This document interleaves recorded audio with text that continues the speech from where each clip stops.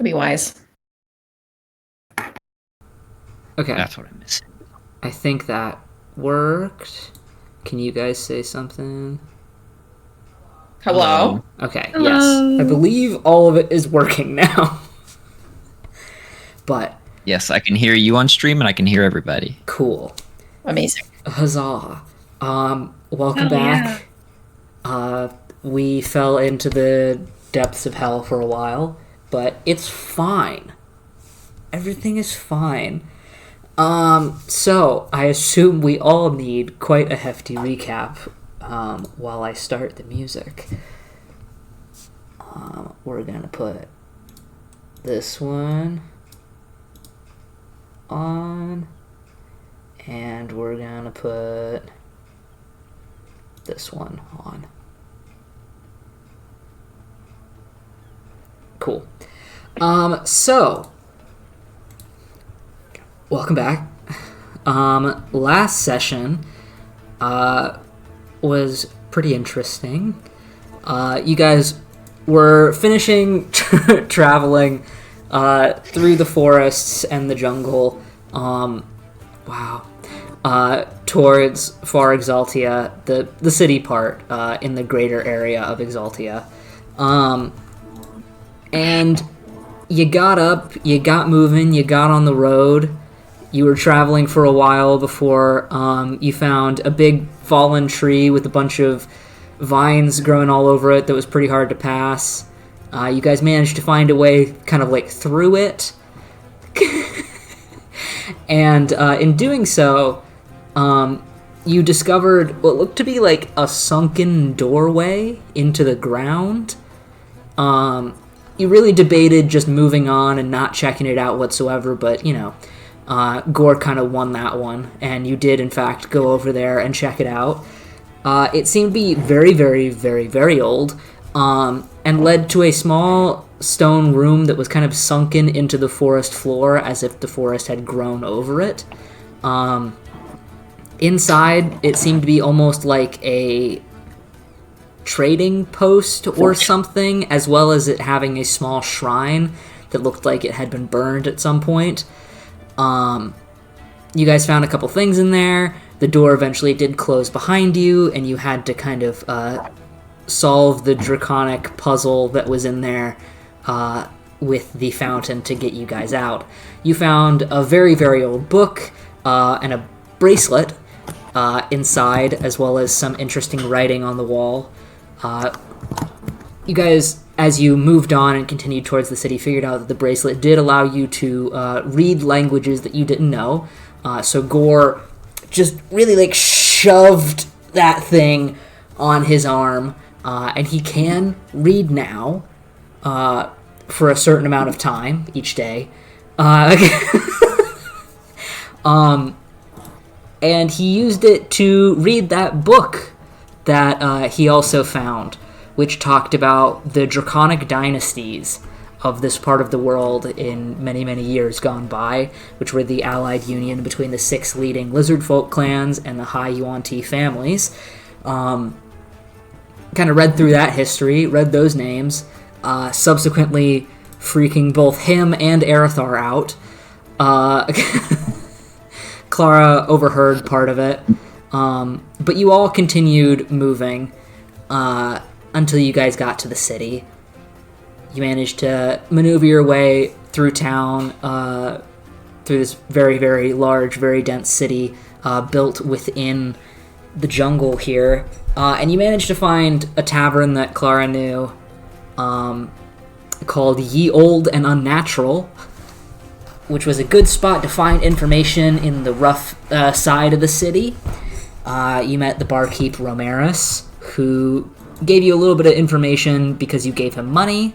You guys got some rooms, you had some food, you saw some guys gambling over in the corner, talking about different things. Gore went over there to gamble, Arathar almost got robbed, and in the whole process you did manage to sit down and have a conversation with some of the rough folks there who let you know about the rumors going on in the city and handed over the flyers that they had found over in the Marne.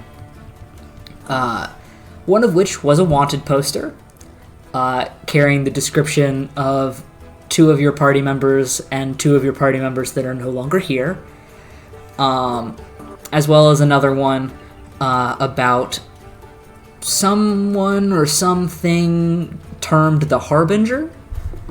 And you heard about the rumors of the Imolith missionaries that have been down here that may or may not be making people disappear. It's all speculation, but it's not that far out of left field, so who knows.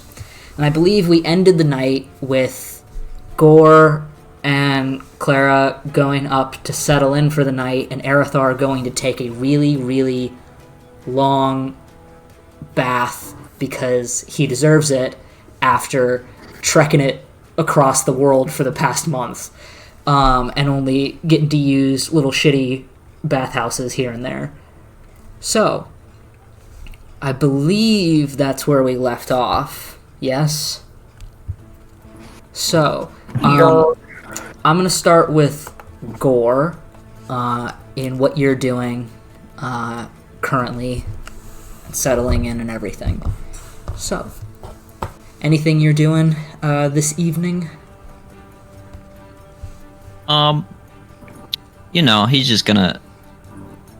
He's gonna make sure Frederick is well fed. Mm-hmm. Are we in the rooms at this point? I think, didn't we go up to the rooms? It was Gore and Arathar in one room and Clara in another. Mm-hmm. Yeah. And I think at this point we had all dispersed. Mm-hmm. Yeah.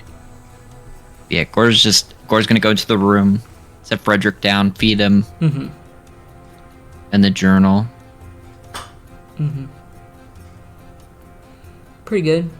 Pretty much could be it. Yep. All right. You settle in. It's not the greatest room in the world, but it does, in fact, function. It does have a couple windows in it, though they're quite small, that you can see out into the city, so it's not like you're in a pitch black room full of nothing. But it's good enough, really. But you settle in for the night.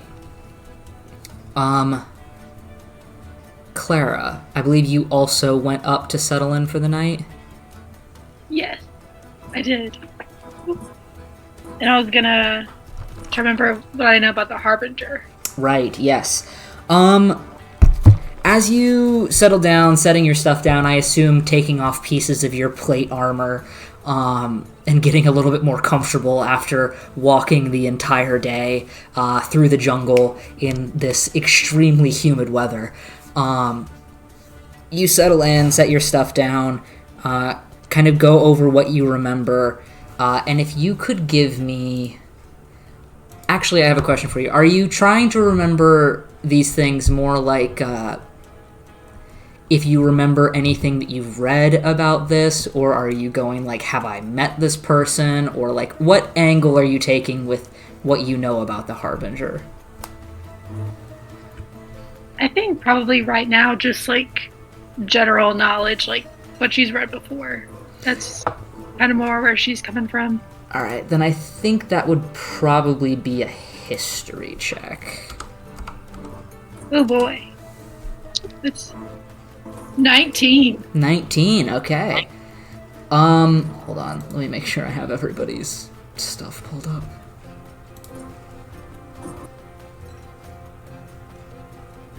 There we go. Okay.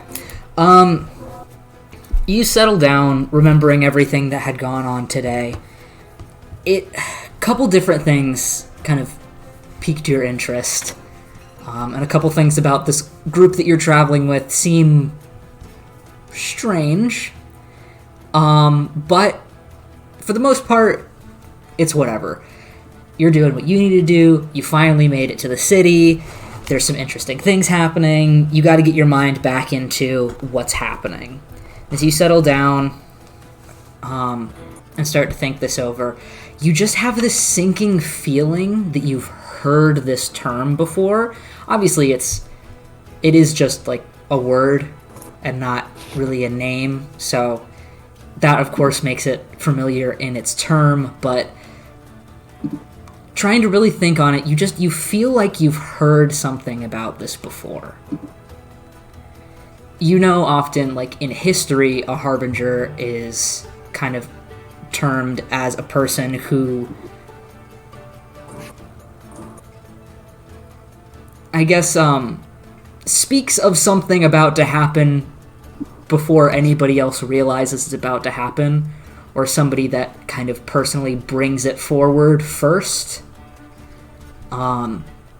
You know, often it can have a negative or creepy connotation to it, especially in, like, fairy tales and things like that. The harbinger is the one that denotes that something wrong is about to go down.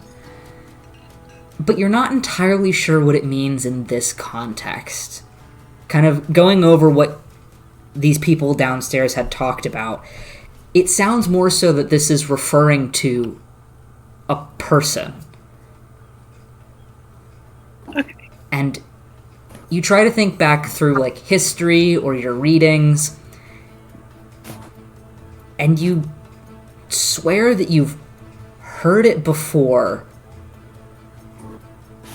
but not in a history book, and not in a religious text. You're pretty sure that you've run across this at some point while you've just been out doing your cleric duties. One of these recent tragedies that you've been a part of had something to do with a harbinger. Okay. So I think that's probably what you get from that. Okay. Cool. Cool. Anything else you're doing? Or are you just still kind of like thinking on things over the day? I think she's just thinking, like, trying to have kind of a game plan for Mhm. tomorrow. Like, I'm just gonna approach things with everything going on here. Mm-hmm. Okay. You set up all your stuff, get ready to kind of call it for the night, planning over where you need to go, trying to remember what part of the city has what in it and everything, and you settle in. Aerithar, Gang. you decide, you know what, fuck it. It's time to take a moment for myself. You do manage to find the kind of like bathhouse area, which, despite this being kind of like a hole in the wall criminals bar type thing, that's the vibe that you're getting from it. Definitely the people here are not doing business that's above table. Surprisingly nice bathhouse, actually. They've got little individually cut cubes of soap that have a little ribbon tied around them. And there's a pitcher of water off to the side that seems to like be steaming slightly, and you see an enchantment on the outside that just keeps the water warm. And you kind of remember something that Romaris like kind of mentioned about the liquor, at least. Despite this being a bar full of criminals, everybody had really high standards, and apparently that seems to carry over to the bathhouse, because out of the bathhouses that you've been to recently, this one's really nice. How many of the like bars of soap are there? Are there like a fair amount? Like there's not like 3 to 5. Like there's more like than that. there's a little like metal platter. It's not a very nice metal platter, but there's like a little metal platter that has like a little like pile of them. There's like at least like 25 little pieces of soap with these little ribbons tied around them. He will at one point swipe 2 and put them in his bag. Understandable, yeah. They smell really nice. It's like eucalyptus and lavender scented. Like these criminals have taste. Gang. But Amazing. Is there anything else that you're doing while you're separated from the party? I think he's definitely taking a good chunk of it to just kind of empty his brain. Mm-hmm. I think at this point, after all the traveling, it's pretty easy to do immediately. And for a while, he's just kind of sitting there and relaxing and taking the moment. And it's more towards the end where the things that were said and the things that, you know, the flyer and the information in the temple or whatever kind of resurface, and despite like his newfound optimism, he can't help but acknowledge a mass of bad that's kind of overwhelming the good that could happen and might be about to happen with getting on a ship and leaving. That is the absolute best case scenario. And with track record and everything, that kind of fills up his head. And he just kind of, it's too much, and he just kind of gets his stuff together and makes his way back upstairs. You think over everything that's happened, and as you start to make your way upstairs, you can still hear the ever-present noise of the tavern outside, and you can hear what you think to be like a bar fight that's probably happening down there, but it's not your problem. And you make your way upstairs, kind of mindful of everything that has happened and needs to happen. So you make your way up to, I assume, your shared room with Gore. Yes. He's gonna walk in, and I assume Gore is still journaling. Yeah. Makes sense. He's kind of gonna walk over to his part of the room, set his stuff down, get mostly settled in, sit down on the bed, kind of roll out the flyer, look at it for, I want to say, probably 3.5 minutes. Just looks at it, just completely like neutral, and looks back up. Mr. Gore. Yeah, what's up?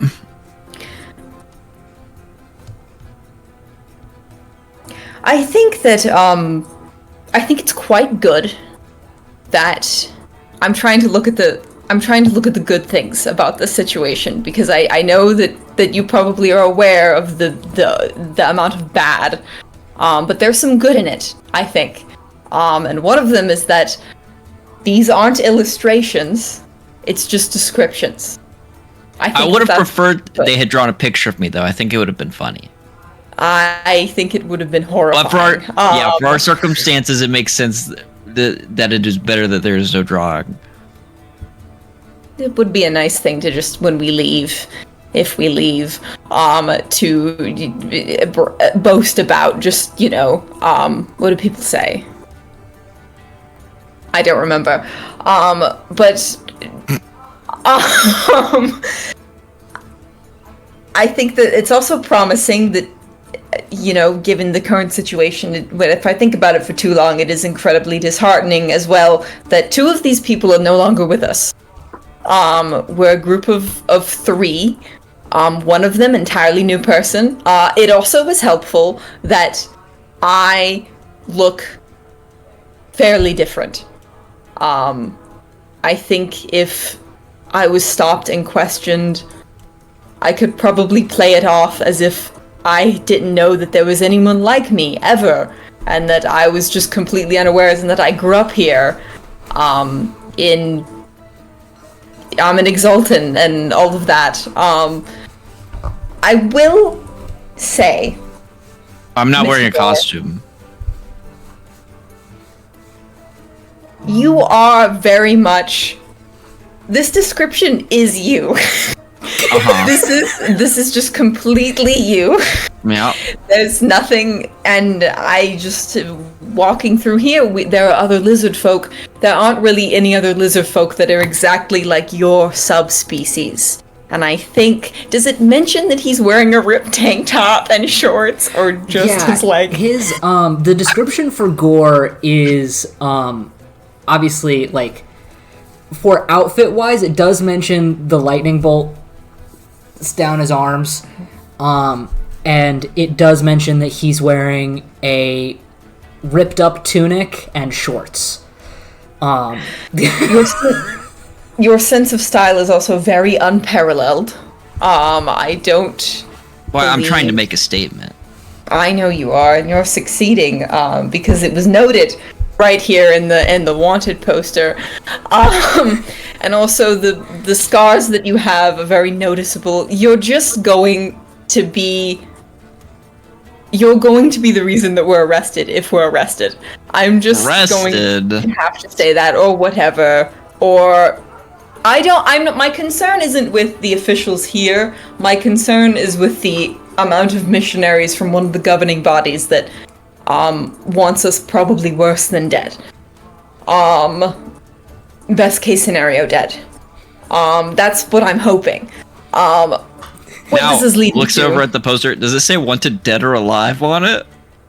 Does it? It just says notify people? It says that you... Well, the seal on it says that you're wanted by the Crown of Diremount. Yeah.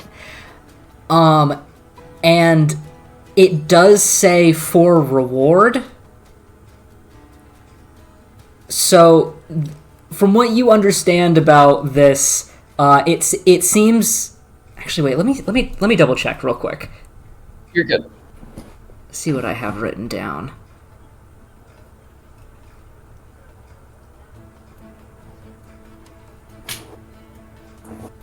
Yeah, it says you are wanted by the Diremount Crown, and delivering you will get you a reward. So, it sounds like you're wanted alive, though you're not entirely sure. Doesn't specify. It just says delivered. Yeah. Yeah. Okay. It says that we're wanted for a reward, and that we are, I'm presuming, to be delivered to whoever in Diremount put this out. So alive until then. Mm-hmm.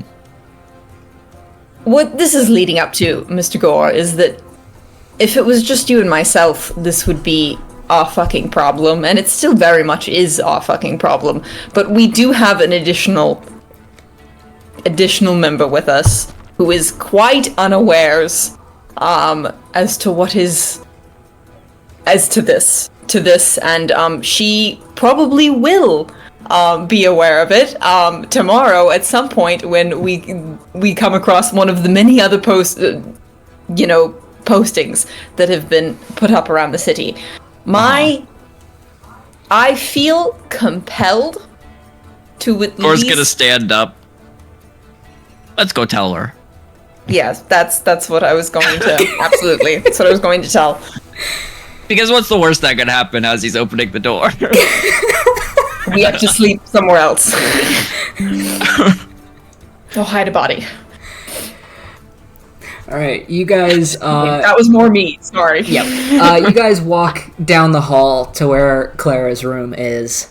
And I assume knock on it. Yeah. Yeah. Yep. Clara, were you in bed by this point, or were you still, like, racking your brain, or... Assuming she's just, like, still in her mind palace, like... Yeah. Still thinking on things. You hear a knock at the door. Quite loud.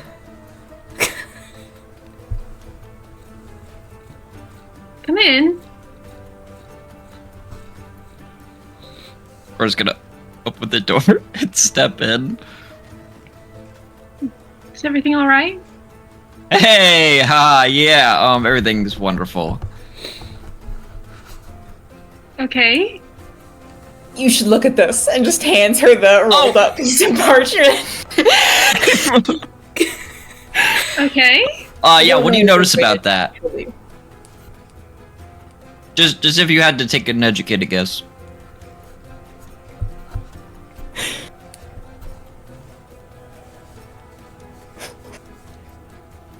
Ripped tunic, shorts.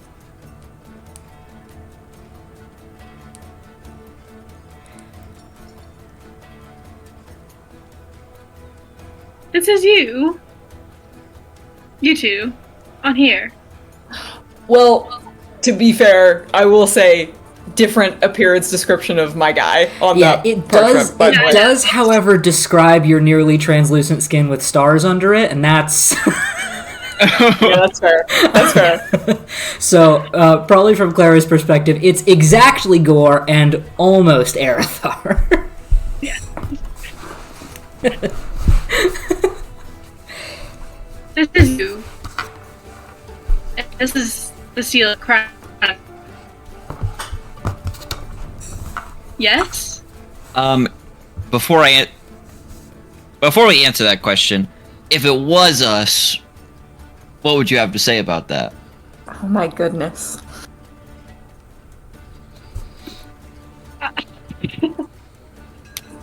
I mean, killing the king? Listen, to be fair,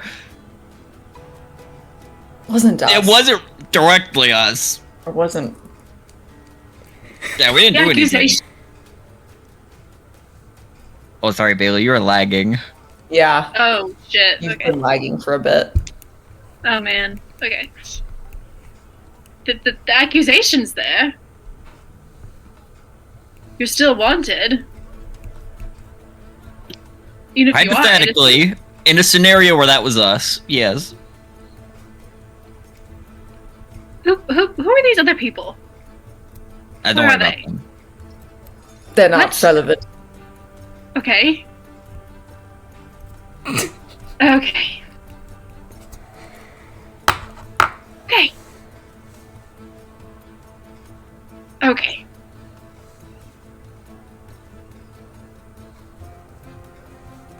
Arathar Just can felt- explain it. I can.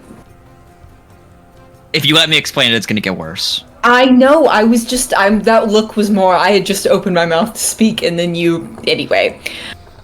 I just felt compelled to notify you before we went out in the city tomorrow. And there were. I mean, best case scenario. Best case scenario. Hope. You know, I'm not even going to say that because I feel like saying that is not. Hopefully what will happen tomorrow, I'm actually manifesting it. What will happen tomorrow is we will go and do the thing that I need to do, we will do the thing that Mr. Gore needs to do, and me and Mr. Gore will go buy a boat and we will leave, and we will never see you again. And it will no longer be your problem whatsoever. But just on the off chance that something were to happen, or, you know, considering our luck, I don't know if you've, in the brief amount of time that we have known one another, you have been kind of you have witnessed our luck. So with that in mind, I just felt compelled to notify you before something, befell, which it won't. Also, so we could explain it, so you didn't see it in anywhere tomorrow, and you're like, "Oh my god, it's them," and then we couldn't explain it, right? I love that you guys haven't actually explained it.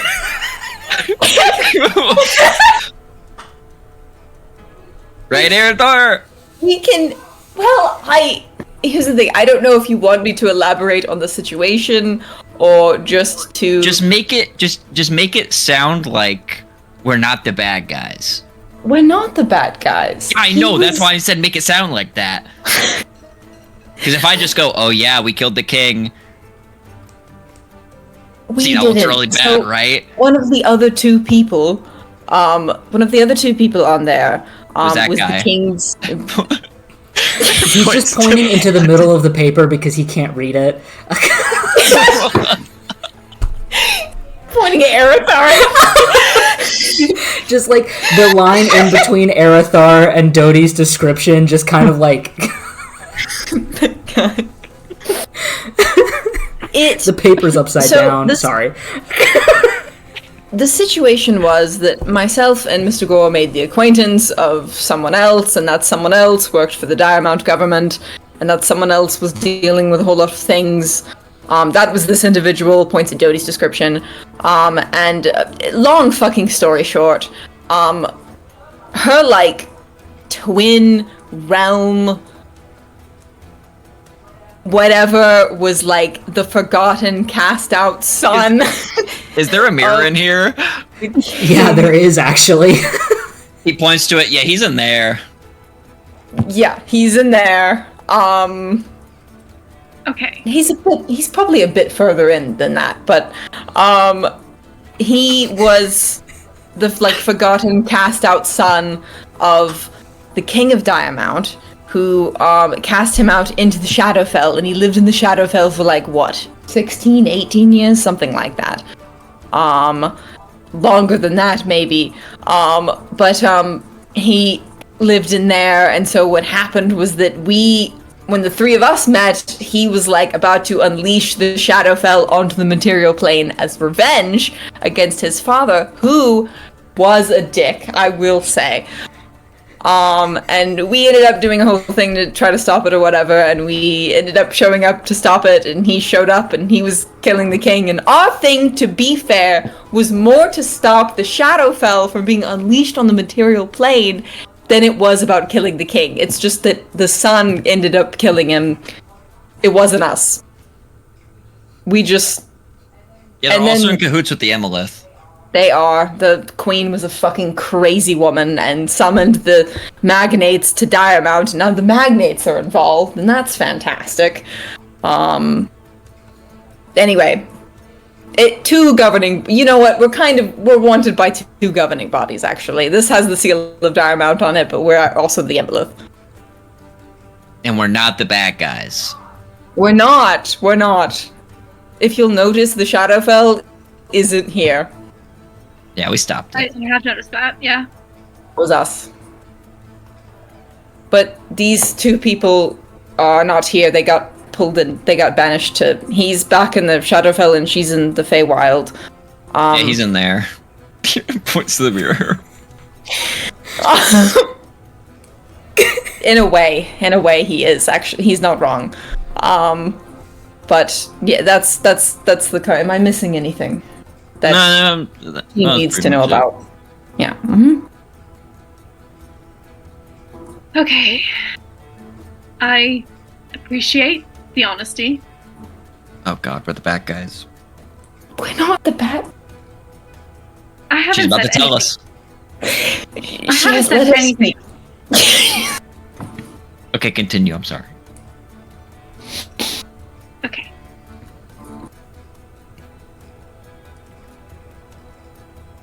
So you want me to help you escape from this, being wanted by the Crown of Diamond?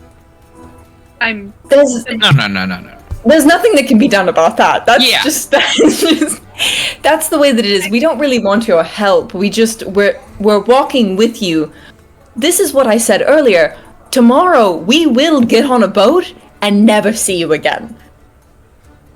We will go. We will. I'm sorry, I interrupted you. It's just that my concern is that we're going to spend most of the day tomorrow together, I'm assuming. So if something were to happen, I'm at best an accessory. I'm concerned. What do you want me to do? Yeah, but you're not on that. You're not, and I think at worst you're an accessory. I think that's your worst case scenario. Unless you were to start actively engaging in... Here's the situation. Tomorrow, I know... I would like to purchase new clothes because everything else I have right now is raggedy. And also I would rather not be dressed in the same clothes that I was wearing at Diamount. Just to provide. But I would like to do that. I would like to look just to see if maybe we can buy additional potions. You want to go to the Periorc Temple and buy a boat, and we also need to meet our associate over by the temples tomorrow. What else Right. did you need to do, Mr. Gore? I think that's it. That's it. Maybe a little bit of shopping. Well, yes, I was gonna. I I am figured we rich. could do. I figured You are. Yes, you are. Yeah. We could walk around and do a bit of that first, and then go over to where the temples are. The good news is that the temples aren't where a lot of the missionaries have been seen. It's just right next to where a lot of the missionaries have been seen. So if we could... What is it? I would like to go to the temples first. I don't think that's a good idea. You're wearing the exact same thing that's written You on are. I think... Yeah. If someone sees you, This is also why I felt compelled Then to what's tell you. gonna happen? I need to convince... they're gonna arrest you. What's They're going not to gonna happen- arrest me. They're gonna know Listen. it's you. Yeah, but they don't like the Emolith, right? And we kind of fucked with them. Mr. Gore, I need to explain to you the benefit of starting with the shopping situation, is that we will be among a lot of people. It'll be easier to kind of blend in to the best of our ability. This is a great city to do that in, because everyone here is fucking weird. So, it works. So we just do what we need to do there, and then we make our way over to the temples, and we stand out a little bit more, but you do what you need to do, and then we go and we meet Uldet and we leave. It's just best case scenario, because even if we go to the temples first, it's still going to be less crowded, and what could happen is someone could see you and go to someone else, and then while we're in and shopping, there could be a whole, like, someone could, I don't know, like, firebolt at us, and then a lot of other people die, and there's a lot of casualties, and then there's that on our conscience, and then, you know, I don't know. I'm just trying to, I think it makes more sense if we start with that. Because then you could also you don't even have to replace what you're wearing. You could just get like a fucking cloak or something, or just a temporary, like, long sleeve shirt, I will say, because of the scars, just for a little bit. Just for a little bit.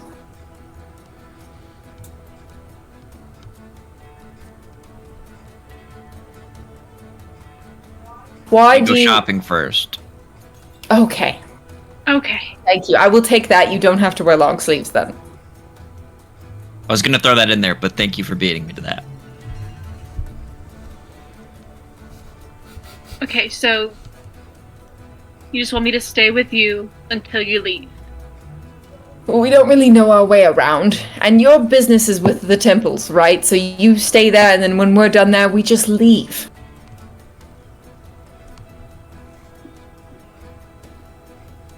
All right.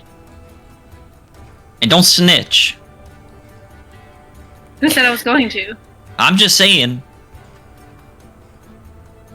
I'm not going to. We just need the clarification. But I didn't think she was going to. Thank you. Well, Whatever. I didn't either. I was just making sure. Yes, you did. You so did. Anyway.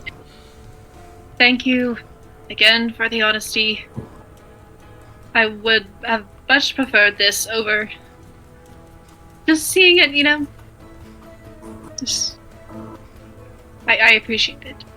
Just probably would have been uncomfortable.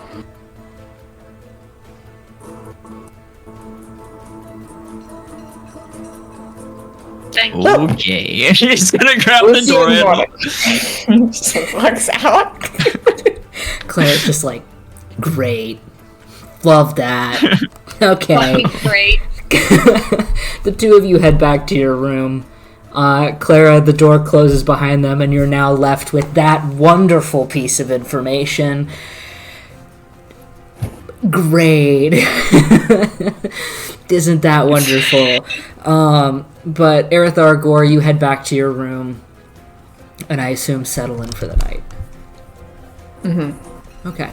Anything else anybody wants to do before sleep? I am gonna run use the restroom real quick, sorry. Cool. Then, with that, I think everybody can mark a long rest on their character sheet. Gore, thankfully, the night passes with no strange dreams full of lungs, full of seawater, the bottom of the ocean in a pit with a large thing in the water staring at you. You know, it's just sleep. You do have a dream in which Frederick is there, but it's like a normal dream that as soon as you wake up, you forget most of it. You just remember that Frederick was there. Dream frog. That's much more normal. Clara, you go to sleep for the night, mind still spinning with all of these things, all the things that you need to do, and the fact that you just need to get these people to where they need to go, and then maybe everything will be fine. Maybe it'll just all work out, and you'll find the bits of information that you need to find, and it'll be fine. But you also still can't stop thinking about these couple of pieces that don't make sense. And the fact that you swear you've heard the Harbinger before. You fall asleep, and sleep relatively well. It's better than sleeping on the ground, which you've done on multiple occasions. It's fine. You wake up in the morning with the vague memory that you dreamed of hot air and creaking trees and the yells of someone in the background, but you can't quite recall it.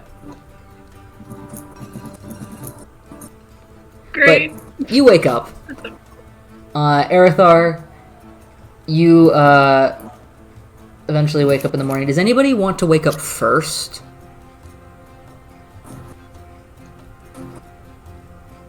I think I will.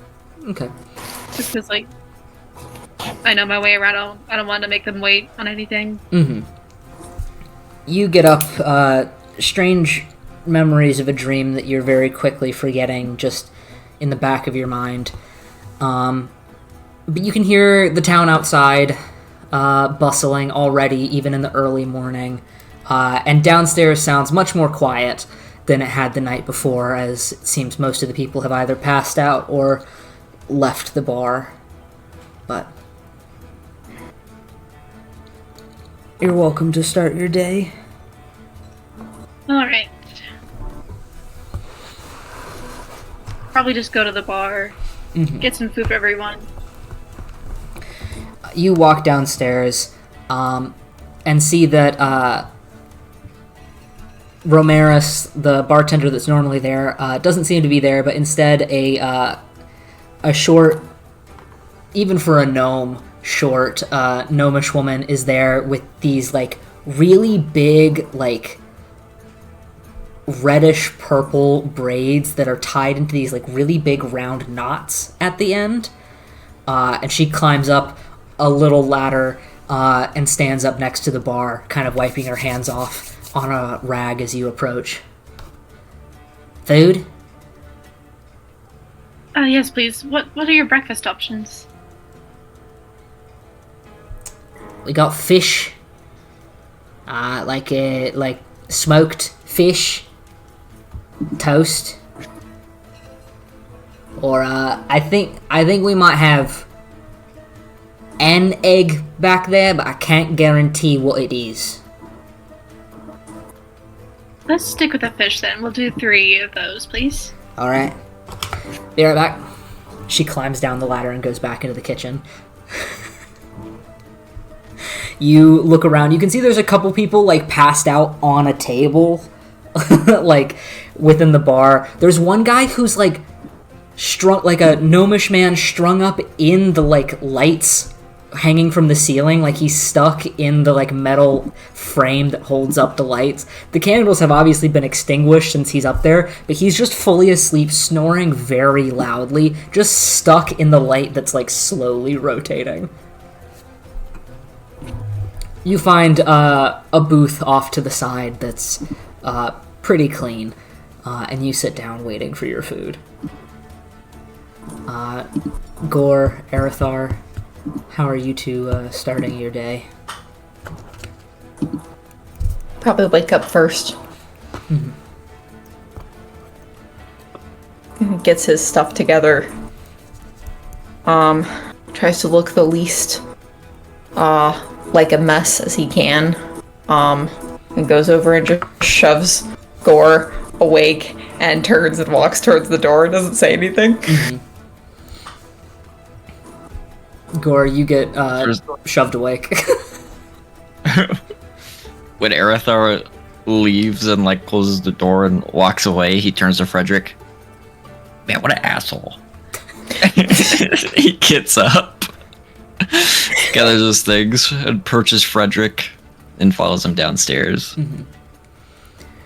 Clara, after a little bit of time, you see Arithar and Gore begin to make their way down the stairs to join you. About the same time that very, like, again, still short for a gnomish woman, emerged from the kitchen holding, like, platters above her head, holding the 3 different plates, and just, like, starts to walk over towards the table. Gore, you almost trip on her as she carries the plates forward.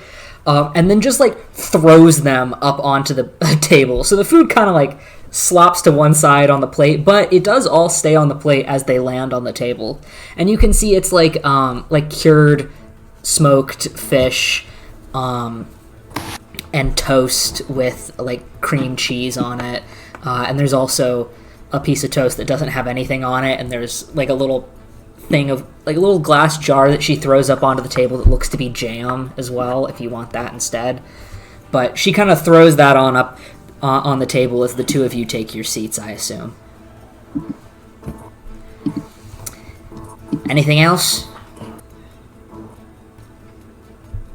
I think we're good, thank you. Can I get an ale? Why not? Any particular Thank you. kind?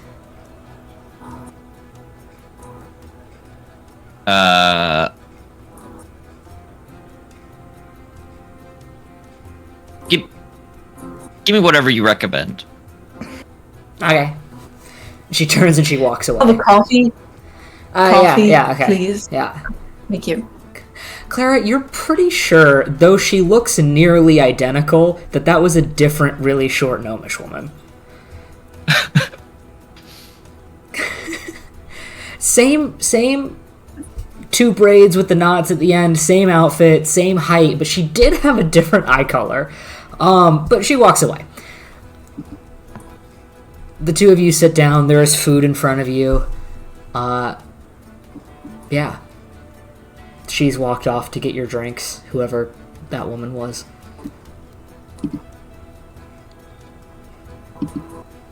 Morning. Morning. Morning. He grabs his plate and immediately starts putting his food in his mouth.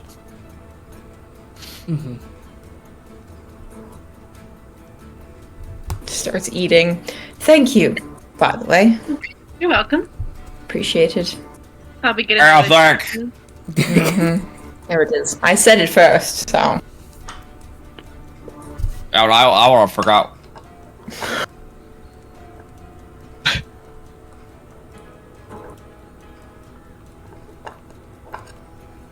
Your business, you're just going to check in with the temple and then you're leaving, right? Pretty much, yes. Alright. Maybe a conversation or 2, but shouldn't be long.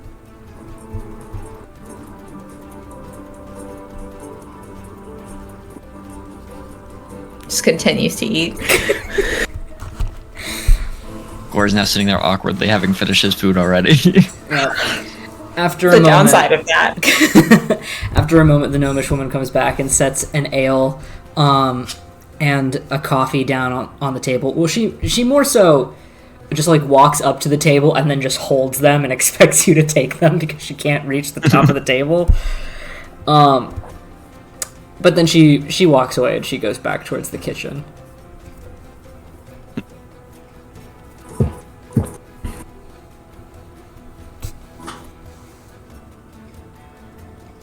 Gore has chugged his ale.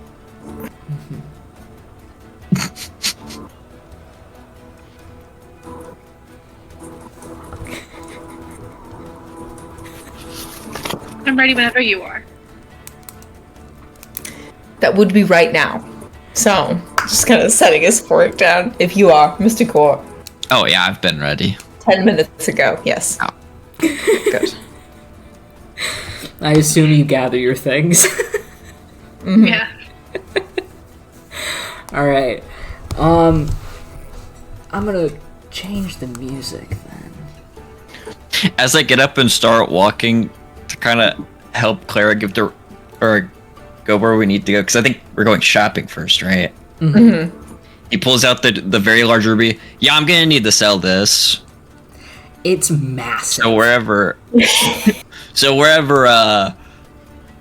I can sell this. Put that away. You cannot just flaunt these things. Put it back in the bag. Okay. Someone could walk by and swipe it. Oh yeah, this thing. Because you just said you were going quite to valuable. sell it. It's very valuable. This is as large as a football. Football, yep. We can take care of that. Okay. I've just invented a word. A ball that you play with your foot, unless you're from a different place, in which case you play it with your hands, but with your foot occasionally. We're gonna call it football. But the one where you play it with your hands, but only your foot occasionally, will come before the other one, which will be known by a different name as well. Yes. Talking about all this as they're walking. Clara, would you like to give me,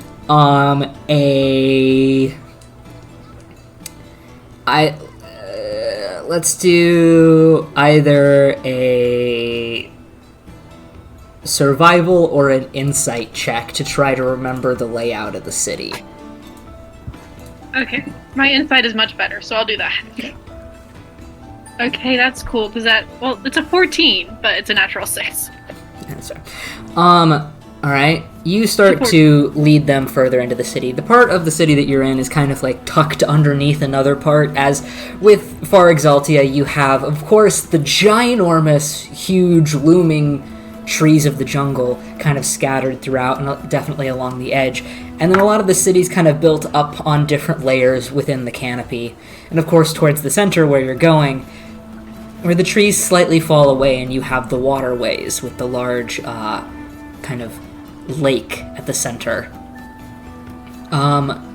You start walking in that direction, trying to like pick your brain over where you could go in the Mangrove Bazaar or the best way to get there. You do remember a bunch of different shops that are over there.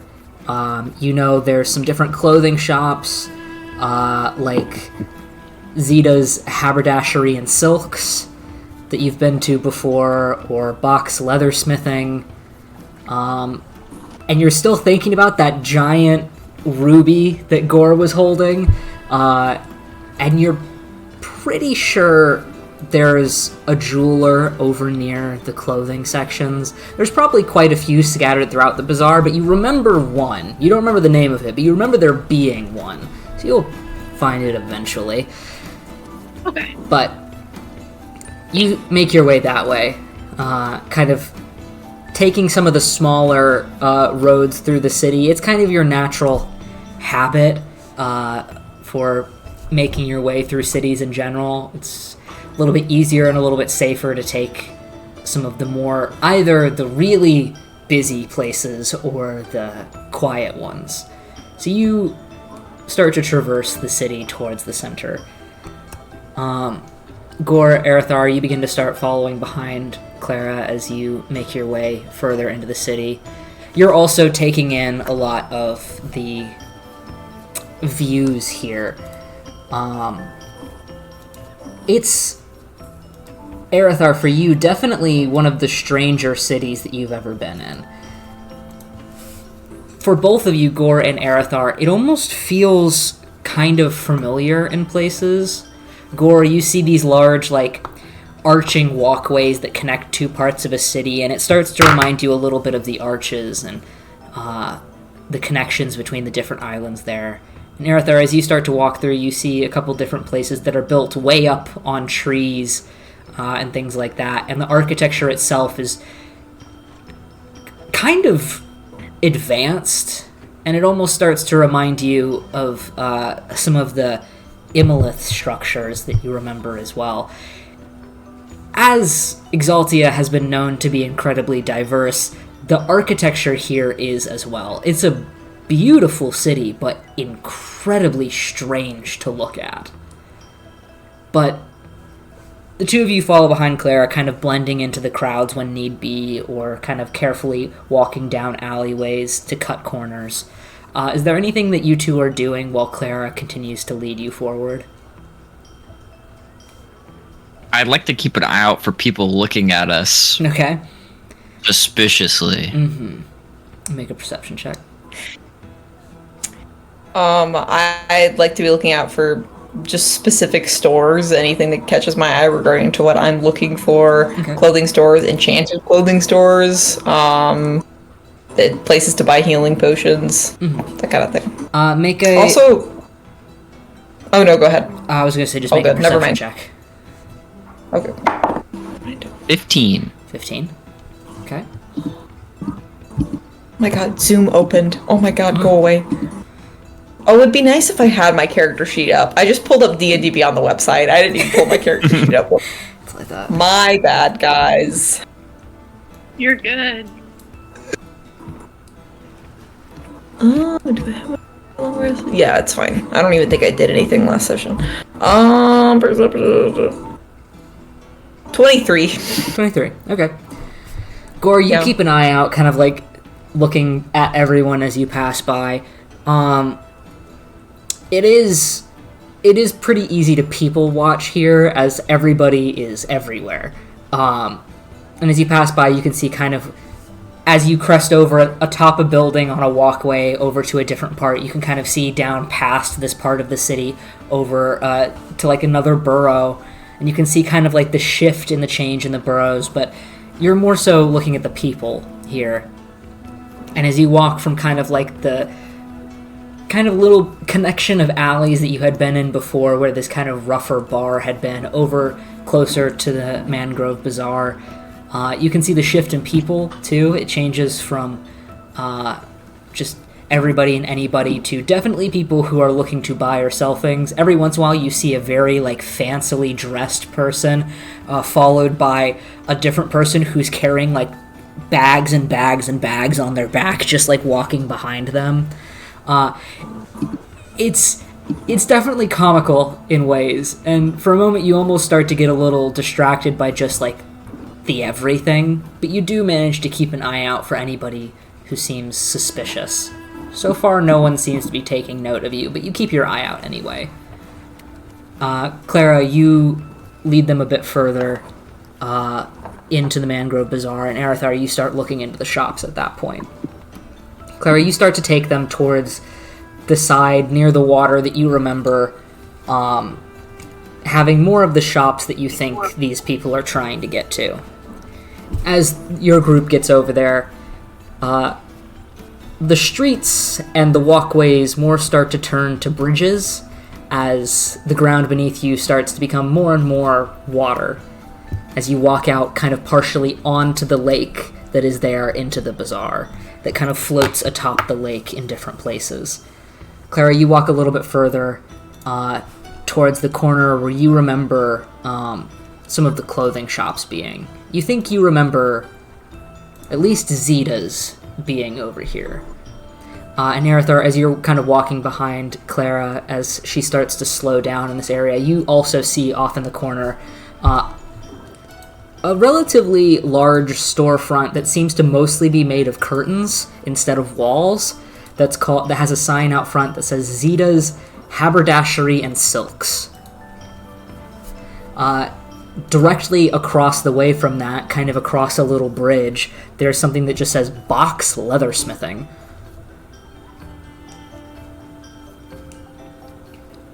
And by this point, you guys have made it definitely into the bazaar. From this point, you'll probably have to search for the different shops that you're looking for, but you've at least made it into this borough.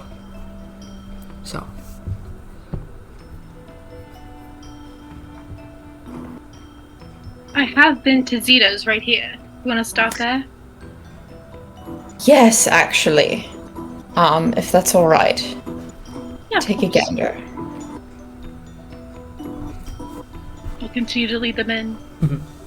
You walk over that way. Again, it's quite a large shape for the store, though it does seem that the front walls are made entirely out of these really big, thick, like, curtains and not walls. And you can hear someone, like, chittering a tune from inside. And as you push open the curtains to walk in, you can see that there are these large, like, oil lamps hung from different areas that, like, have different stained glass colors that shoot all over the place, and racks of clothing and displays on the wall of these different patterns of silk. It's a overwhelming looking store on the inside, but it does seem to have a little bit of everything. And towards the back, you can see that there's like a little wooden stand that behind it is a very large Aarakocra, who seems to be like chittering a little tune to herself, wearing this giant like silk scarf that drags along the ground over her neck and kind of thrown onto her back. But she seems to not be paying any attention to who's walking around, and you can see there are about 2 other patrons who are kind of digging through the boxes and the different displays and things, but you are welcome to look around as you wish. So.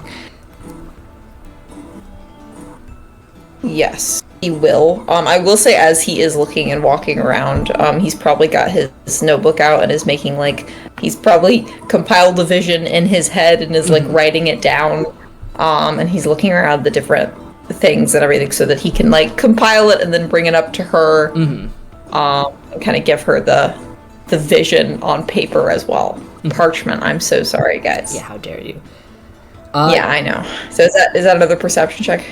That or an investigation check. Okay. Gore, you've been dragged into the clothing shop as well. While you're in here, are you looking around at all? Just standing in the corner? Yes! I was about to say. He's gonna look for a tiny hat. Okay. Are you asking anybody, or are you just digging through? He's just gonna walk up to this Aarakocra lady. Alright. Before I do that, Clara, are you looking at anything, or are you just kind of waiting around? I'm gonna, like, try and stay close to both of them if I can. Okay. Just, like, keep an eye out on other people in the store. Just kind of guarding, I guess. Yeah. Make a perception check for me, since you're standing there. Yeah. That's a 5. 5. Okay.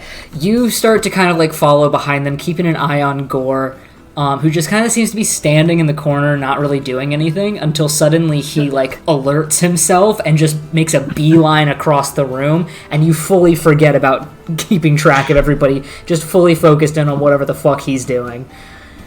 Gore, you beeline across the store, walking over to a little, like, stand that seems to be working as, like, a counter for this Aarakocra. As you walk up, she's probably about as tall as you are. And she turns around as you approach. You can see this giant silk scarf that's, like, piled on top of her shoulders that's incredibly intricately woven as she turns around. It's kind of like more of like a whitish eagle build Aarakocra with a large, very sharp pointed beak as she turns and looks at you. Hi. Hello. Can I help you? Yeah, do you have any tiny hats? What's your definition of tiny? Points to Frederick. Oh, and she leans in because she didn't even notice him at first. Oh, he's a small... He's very round. Yes, he gets that a lot. A hat for him. Hmm? I'd have to look. Do you have preference on style? Preferably a top hat. Top hat. Let me look. And she pulls back the curtain behind her, and you just see a small room that is floor to ceiling, just like crates. And she starts taking some of them down, and you see she takes one down, and then she takes the one under it down, and it makes like a little doorway into the room of crates, and she just disappears into the crates. You hear some like rustling back there, and you hear things like getting moved and turned over, and you hear her kind of like talking and squawking to herself as she starts to look through different things. Arithar, you start to look around while Gore, you assume is Zeta, begins to absolutely search through everything that she's looking for. Okay. Arithar, you start to look through the different items scattered about. What was your roll? Oh my goodness. I think it was a 17?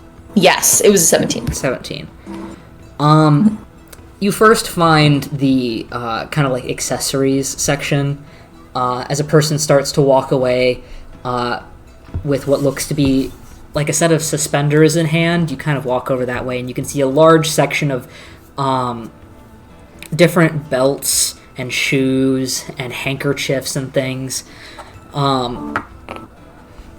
There's a small section that is like leather items that has a sign above it that says Box Collaboration, which you assume is the place across the street that's also selling over here. So there's a couple of very nice like leather belts and a couple different like selections of like boots and work shoes, and there's a couple like high heels in these like really intricate silk fabrics that are really expensive looking, but you do manage to dig through that, and you find a nice belt and a pair of boots that aren't the big clunky work boots you're currently wearing.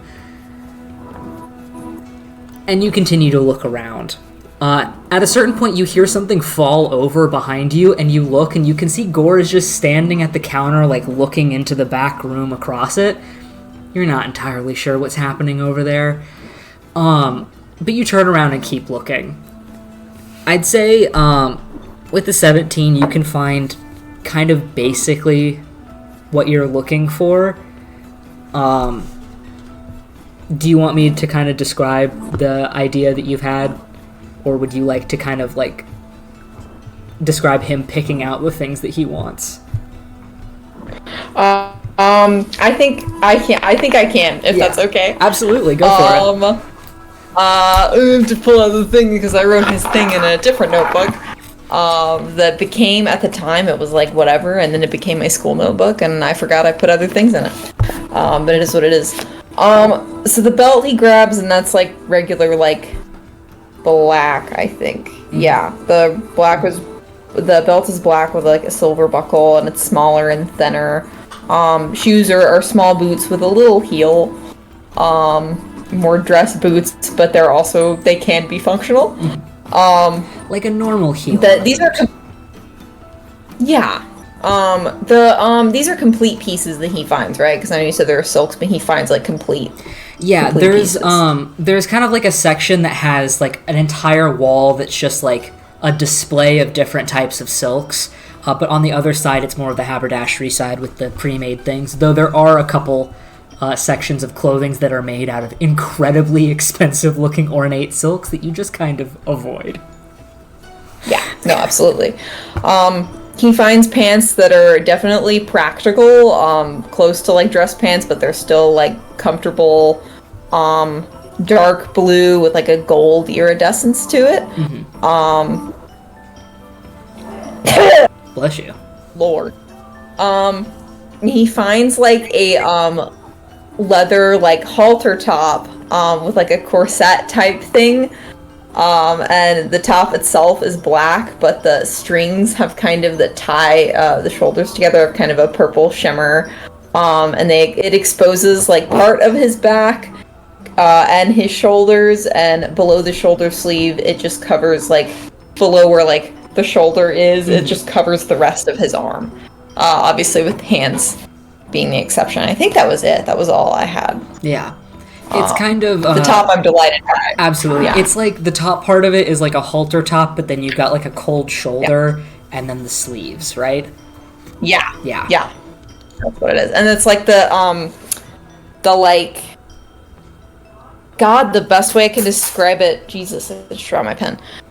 The back that's exposed is like kind of like the spine almost, not the entire bit, but like more like the middle bit. The first thing I think of is fucking Katarina and the bite mark cinematic that came out. Like that part of the back is exposed.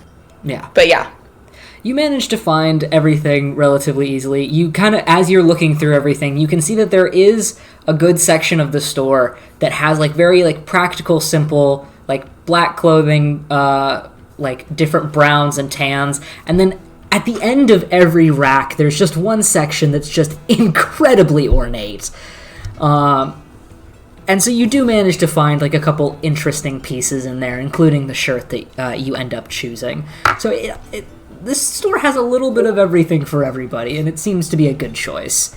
By the point that you've gathered all your things or are kind of deciding on your shirt, I'll jump back over to Gore, where you hear this Aarakocra finally start to come back out, and she's got what looks to be like a small bag in her hands. Oh. So, I don't really... I thought I didn't really have anything small enough, but I did find this bag of doll clothes. So we can see if that works, but if not, you can go over to Box, and he does custom pieces, and he might be able to make something small enough. But you can look through the doll clothes if that works. I'll take a gander. She hands And he's over gonna look this through the bag to you. I would love an investigation check. Oh god. That is a 0. Yeah, you dump the doll clothes bag out onto the counter and start looking through it, and it's like dress, skirt. There's a little tiny handkerchief. There's one like little blouse with like puff sleeves that's like this big. But you're kind of looking through everything, and you're not seeing any hats. You do find a tiny pair of boots, but no hats. I think that might be dangerous for him. He does have strange shaped feet. Webbed even. He's gonna put it all back in the bag. No hats. Thanks, though. It doesn't hurt to look. She takes the bag back and she walks back into the thing, and you hear her put the things back together and put them away and eventually come back out. Arathar, by this point you've picked out all your stuff, and I assume have made it up to the counter. Yeah, he probably grabbed, like, just for shits and giggles, probably grabbed, like, a new pair of, like, leather gloves if he saw one, and, like, extra pairs of, like, sock equivalent. Because all of his are probably really dirty. Yeah. But, you know, just for, like, you know, more practical reasons. You find some necessities. Yeah, and heads up to the front with those, yeah. Absolutely. Let me pull up how much things cost. Gore immediately, while Arathar works up, Gore's gonna go to the door and they go across the street. But on the way out, he's gonna be like, "I'm gonna be across the street." I'm gonna follow him. Are you okay? I'll be fine. He's probably fine too if you just want to leave him. But you know what? Actually, yes, go follow him because he knows exactly. Just go follow him. Clara, you start to trail after Gore as you, as the two of you eventually make it across the street. Arathar, the Aarakocra comes back out of the back room and sees you put some stuff down on the counter. Oh, made some decisions. Yes, I did have a question for you. for this, and kind of points at the top. You know any stores around here that could add like kind of enhancements, like enchantments, like for armor purposes to make it like stronger, but it's not a strong material? Do you know anywhere around here that could possibly do that? I know down the way there's a magic shop. It's called Grimm's Griffins. I know they sell magic items. I don't know if they do enchantments. I don't think the alchemist could help you, but the alchemist is near there as well. I think that one's called Pocus Potions and Alchemy.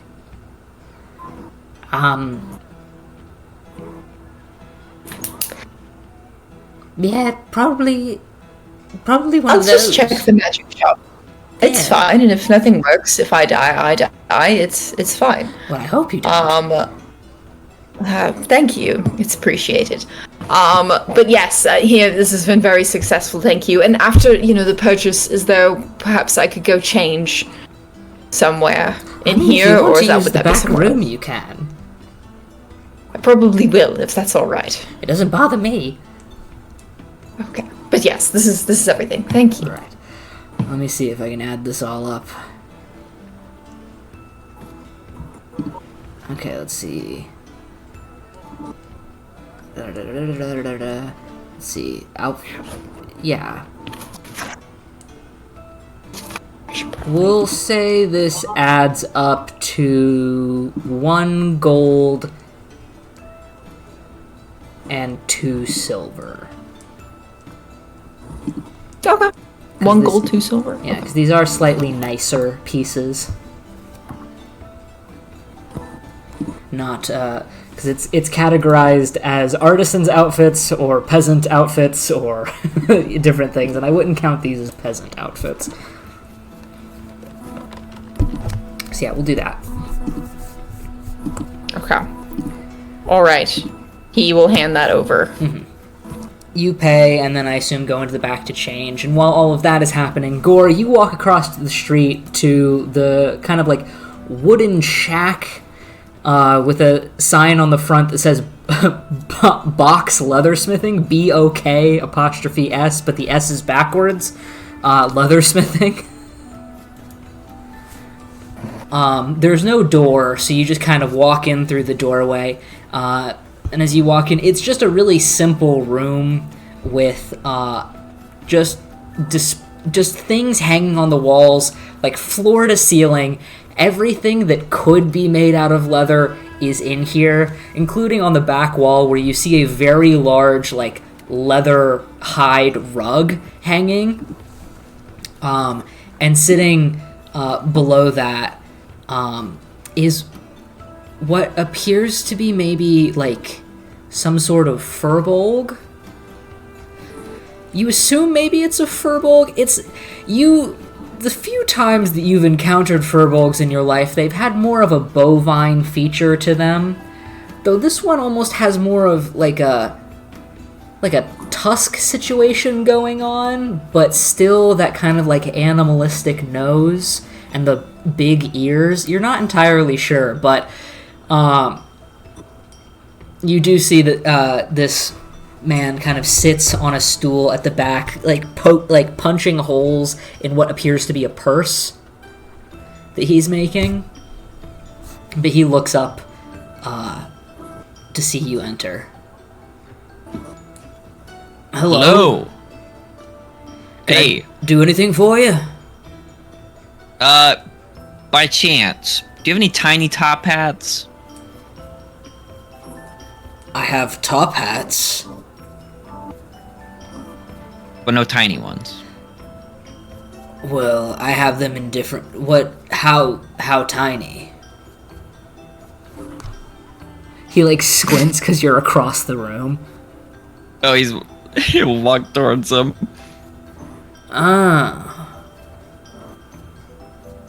I don't think I have any pre-made. But Here, hold on. He like reaches down and he pulls up a bucket full of top hats. And he roots around in there, and there's only a couple in there, but he pulls out one that's like a child size one. It's probably the smallest that I have made, but I could make one. How fast could you make this top hat? A tiny one. I don't really have anything else that I'm doing except for this purse, so maybe like an hour. You got a deal. Alright. You care about color?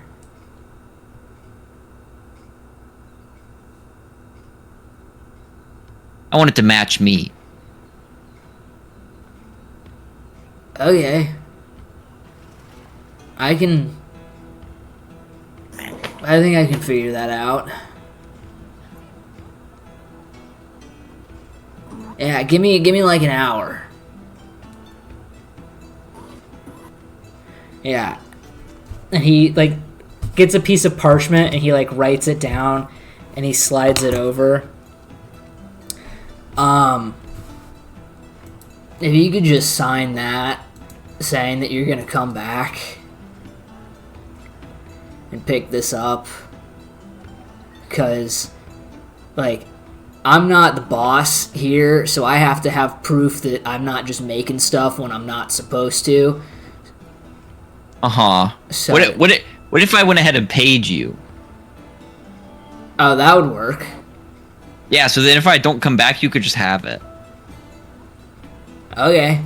Yeah. Most people don't want to pay up front for something. You're too gold. Oh.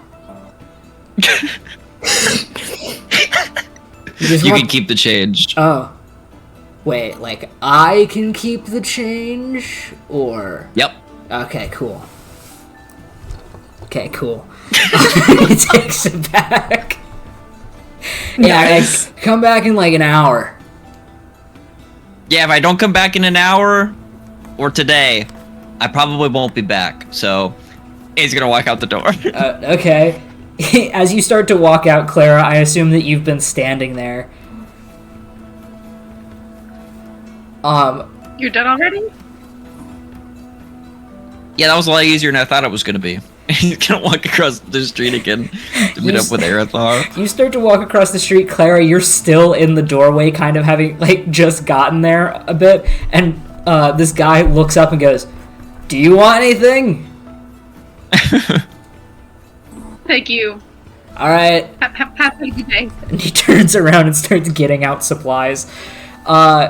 Gore, you start to walk across the street. Clara, I assume you start to follow. About by this point, Arathar, you have changed and are now in not annoying clothes. And you, I assume, walk back out to meet them. Yes. He walks out. Are you done doing whatever it is that you needed to do? All right. I do have to be back in an hour or so. Oh, that's fine. That's fine. But it's also okay if I don't come back. That's good to know that you clarified that. Yeah. So you have to sell your ruby. There's a magic shop. She says there's a magic shop down the way. I wanted to look into healing potions and also to see if I could get an enhancement on this, just to look into it. Also, but maybe yes. this, and pulls out the fluorescent green liquid. I also want to get this looked at. You just never figured out what that does, did you? I really want to drink it. I know you do. I think that this would be the perfect place to inquire about whether or not you should. And if you shouldn't drink it, we could just sell that as well. Exactly! There you go. Back. Great. Yes. But I know what the green liquid is. In the brief moment that you see it as he waves it around, again, willy-nilly in the middle of a crowded area,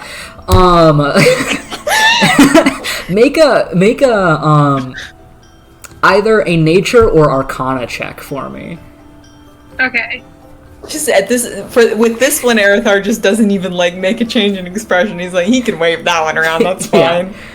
That's a 21 on the Arcana check. 21. My God. You've seen vials of acid before, which are in fact a very bright green, but this one glows extra. It's ultra acid. So if you were to hazard a guess, it's some sort of acid, but you aren't entirely sure, because knowing them for the very short amount of time that you've known these two people, it really could be anything. I also don't recommend drinking that. We'll see about that. Eventually, nothing will stop him. I can see that. Let's go start walking down the street. Alright. Looking for Grimm's Griffiths. Okay. You start to walk a little bit further. I'll say this one I'm not going to make you do a roll for because it's very easy to see. As you walk down the street a little bit, and then you see kind of off onto the water on one of the little docks there, in between the different walkways that are like bridges between the different areas. You see that there's a small wooden building that out front has like posts, like columns that are carved like dragons. And the sign is in the shape of a griffin, and it says Grimm's Griffins, and it's very ostentatious. It's pretty easy to see. Fantastic. So, I will walk in. the two of you follow? Yes. Yeah. Okay. As you walk in, you see there's several windows across the building that let all the light in, but as you walk inside, you can see that there's several sections of this building that have different types of magical items in it. A lot of them locked into glass cases, though there are sections of it that are like a big old bookcase that is just packed full of scrolls that you have to take out each scroll to see what they are, because it's just so jam-packed. And in the center of the building, there is kind of like a U-shaped desk that has a glass cabinet with much smaller little trinkets in it.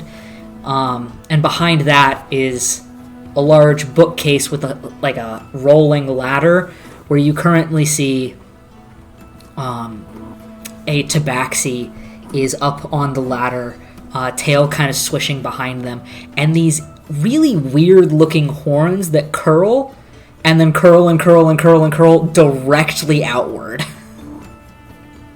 And this big frizzy black hair with streaks of gray in it, as this very strange-looking tiefling man crawls down the ladder and begins to hand something over to the other patron that seems to be in here asking for something that was up on a shelf. But you're welcome to look around, as you have kind of free reign over the place, as there's only really one other person in here. Cora's gonna walk up to the counter. Alright. You walk up to the counter, you hear the conversation that this man is having with the other patron. Those horns have gotta cause, like, problems. Like, does he fit through doorways? Like, it's very strange. He's got kind of, like, mad scientist hair going on. And as he turns around, you see, like, the teeny tiny little glasses that he's wearing. One of the lenses is fully broken. And he's got these, like, really dark blue eyes, and what looks to be black teeth. Very strange looking. Kind of this, like, light bluish purple color, though it's, like, really, striking against the rest of his features. And you can hear him talking to this other person in what sounds to be infernal, maybe, to you. You're not entirely sure. But he's very animated as he speaks, and he points to different parts of this book that this other person is, like, starting to lean away from him as he leans in closer to talk. But you wait, I assume, for that conversation to end. Arithar, Clara, are you looking at anything in particular while you're in here? I think I'll just do like a general. No, go ahead. I was gonna say I'll let you go first. should probably just like take a quick gander, see if anything catches her eye specifically. Yeah, make an investigation check. Well, that's 8. 8. You just kind of take a glance around. You're more so biding time while these people get their errands done, but you start to look around. Yeah. Arathar, is there anything in particular that you're looking for while this person has a conversation? He's just gonna do a general look around as well. Do the only specifics being healing potions if they're out and about. Okay. He's mostly really intrigued as to what the gore and the tiefling interaction is going to be. He's very interested by that, but he'll also look around and he can multitask. It's fine. Make an investigation check. Investigation. Yes. Sweet. 23. 23. Clara, you start to take a glance around. I'll come back to you with anything that pops out. But Arathar, you start to look around. You do see that there is a section in one of the glass cabinets that does seem to have a lot of different types of potion. You see some that are definitely healing potions, as well as like just a couple other ones that are different colors that seem interesting. As well as what looks to be just like a couple like glass bottles that you can just buy the regular bottles for. Glancing around. What was it again? Sorry.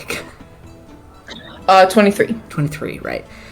You can see that there are a couple pieces of like clothing hung up on a rack off to the side. So there is enchanted clothing here.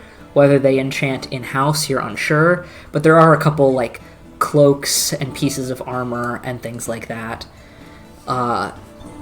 You walk by and you can see, of course, that large shelf full of just way too many scrolls.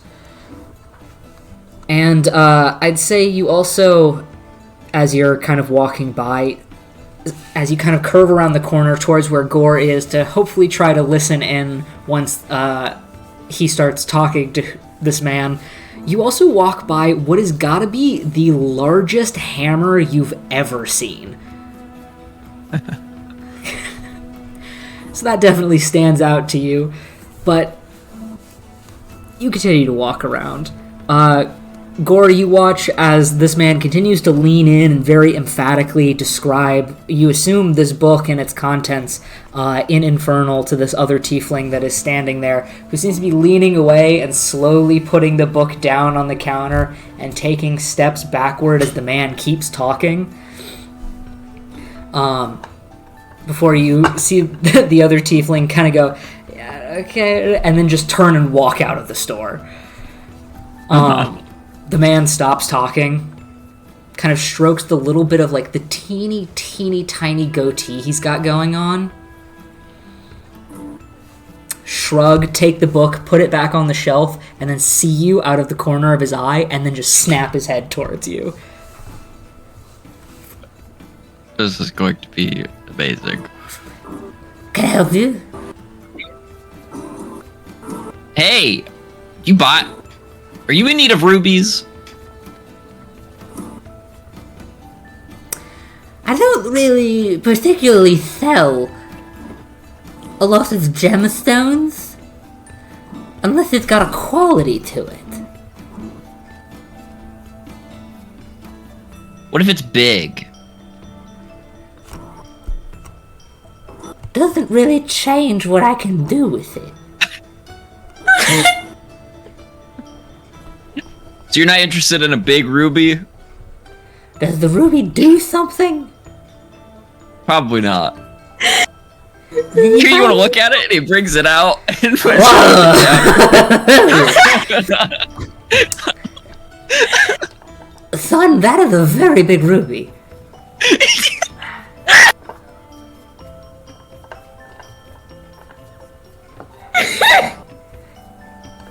If you're looking for a little friendly advice, you might have better luck selling it over at the jewelers. At the jewels? The jewelers? The jewelers, okay. My God, that's a big ruby, though.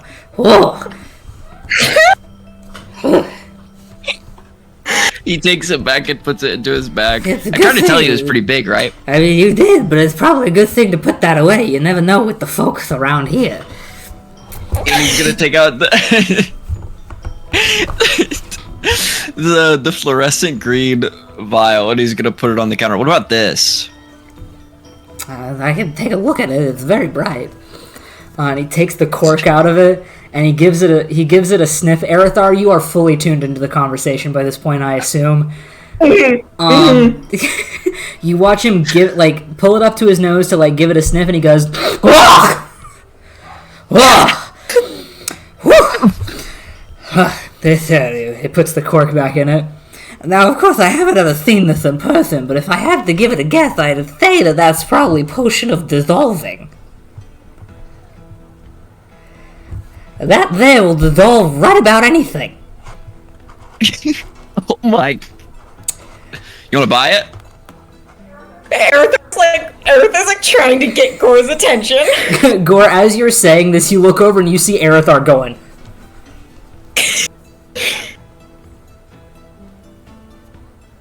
How much would you say this is worth? Let me think on that. Of course, if it's really what I think it is, you could probably get 200. Ah, he puts it back in his bag. Because you never know the quality of that kind of stuff. People, it smells right, it looks right, but you never really know until you use it. Alright. I don't have anything else to sell. But, you got a bunch of books back there. I do.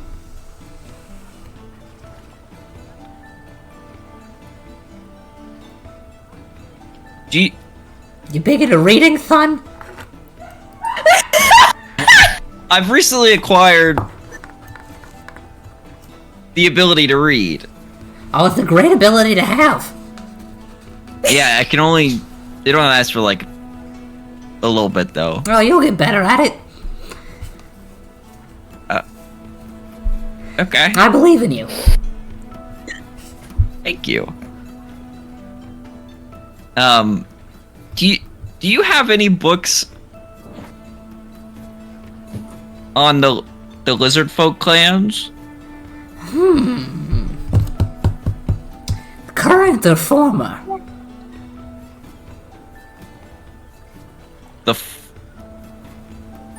The former. Wait. That would be the yeah, the first. Yeah, that one. Let me take a look for you. And he turns around and he gets up on the ladder and he pushes himself to the side, and he's pulling through books. And you can see as he removes one book, 3 more start to fall, but he catches them and he puts them back up there, and he starts to look through the different books up there.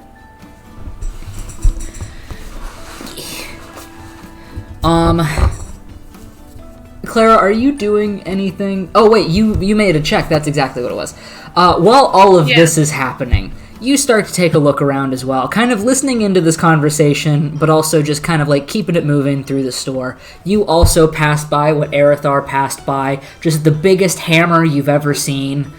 Just this massive fucking thing. It the shape of it I would describe as kind of like Thor's hammer, but if the handle of it was really long and the circumference of a baseball. Just this huge looking thing. So that catches your eye, of course. But you start to walk around as well. You do pass by the potions off to the side.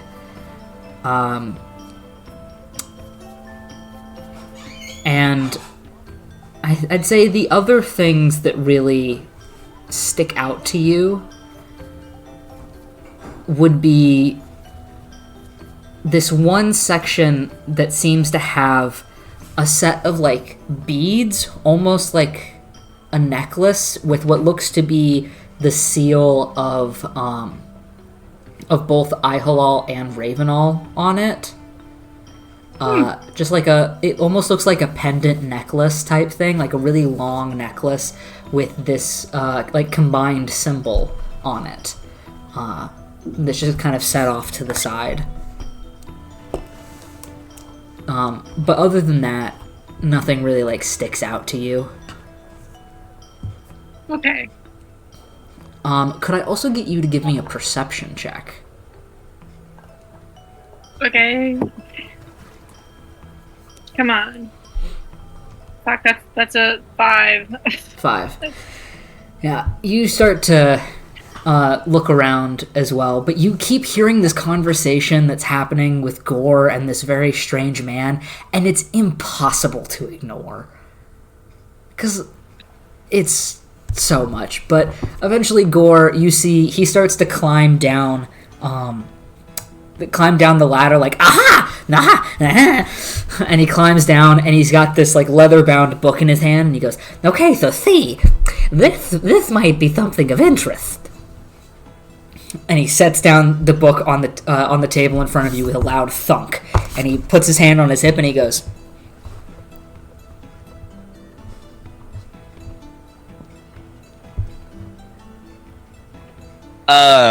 he's gonna flip it open.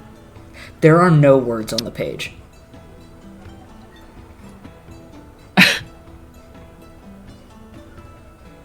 He's gonna keep flipping? You flip it a little bit further, and as you flip to about like a quarter way into the book, all of the pages are carved out, and it's empty on the inside, except for like a little leather pouch. And you look at it, and you look out for a second, and he looks like aghast.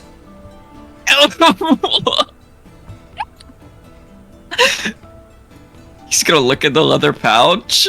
You open it up, and there's like a little rolled up piece of parchment tied with a piece of string.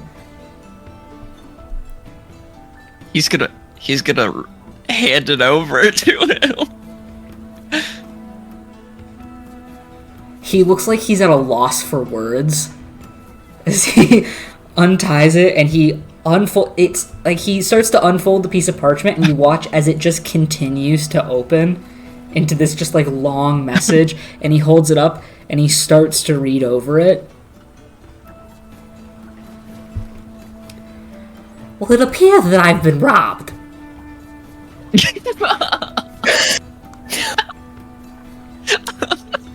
So I apologize for that one. But what's the note say? It says that I've been burgled. And it says that the man who burgled me's name was Restin Paces, and you hear an eagle screech outside.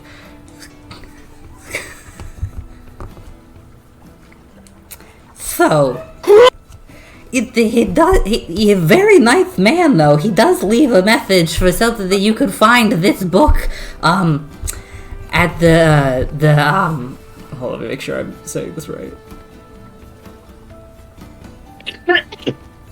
Hold on, sorry.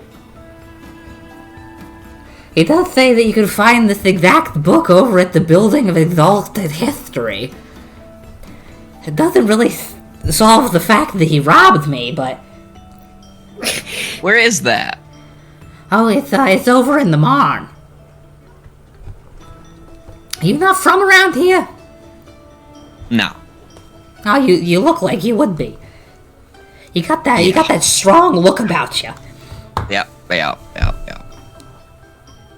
Well, I apologize. It appears I've been burgled, so I'm gonna put this away.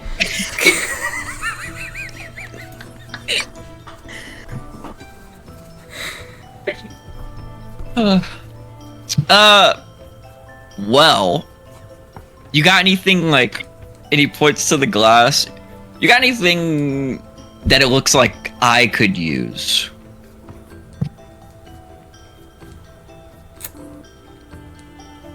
I seem to be at a loss for words. I'm not entirely sure what you mean.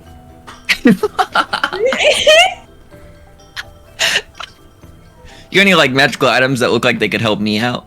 The strong guy. Oh, possibly. I assume these are your friends. They're listening very intently, but if they have anything they need to look for either. Unless they're just eavesdropping, which happens a lot around here. You know, people in this town are very nosy. Yeah, they're probably just eavesdropping. Well, I mean... Arthur's kind of inching closer to the counter. He's not saying anything, he's just getting closer. Yeah. We've got a lot of different things here. I mean, we've got different types of armor, we've got different types of weapons. No armor, no weapons. No armor, no weapons. That does limit the strong guy thing. Yeah, I like to punch. I assume you're not really into scrolls. No. I wouldn't be able to read them. I do have a ring of invisibility. Or... I also have, I've got different potions. I do have regular acid, if that's what you're looking for. No. I also know of a couple places that you could probably go to get the more eccentric things, but I tend to sell more of the, like standard magical item type of things. Okay. So I also have I have a set of bagpipes, that only make whale sounds. How much for that? That's about 2,000. Oh my god. Very famous set of very famous set of bagpipes. They were used in an opera. I don't know if you've ever been to the opera. I don't like the opera.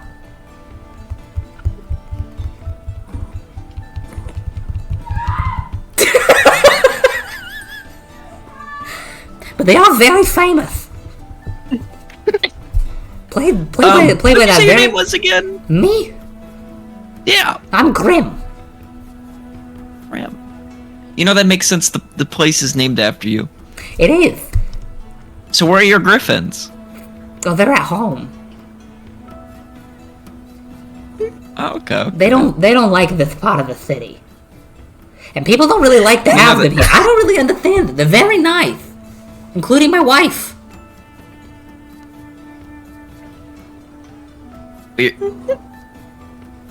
But your wife is a griffin? Yeah.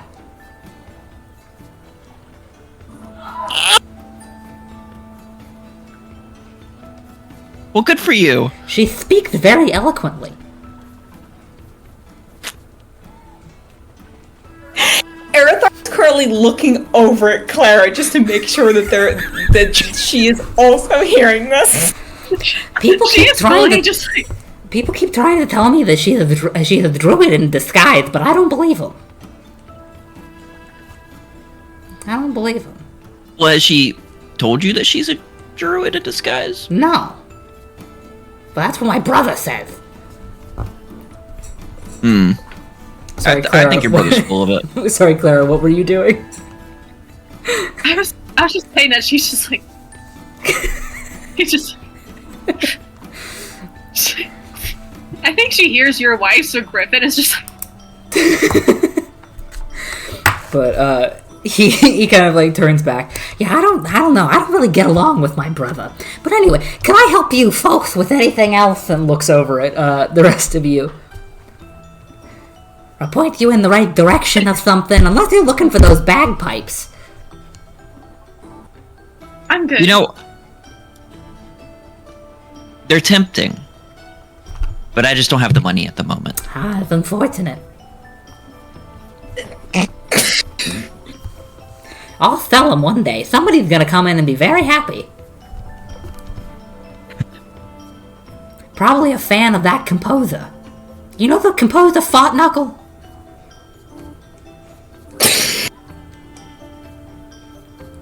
Very loud.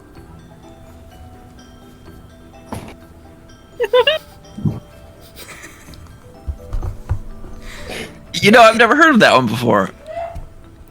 I don't particularly like him, but you know, he's popular. Is he still around? No, I think he died. Oh. He put cannons in one of his shows and it just went really wrong.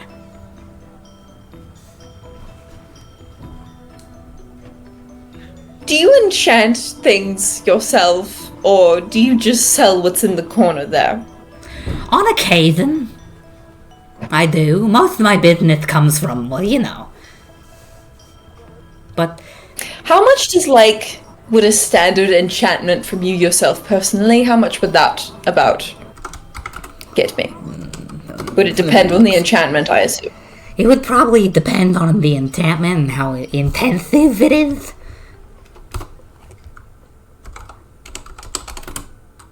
Let me look something up real quick. It's bleeding into real life.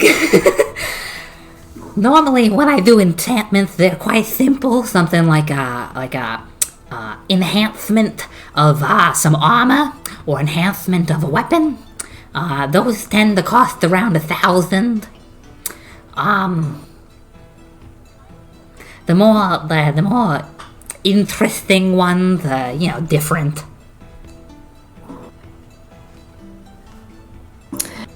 Mr. Gore, how much money did you have on you?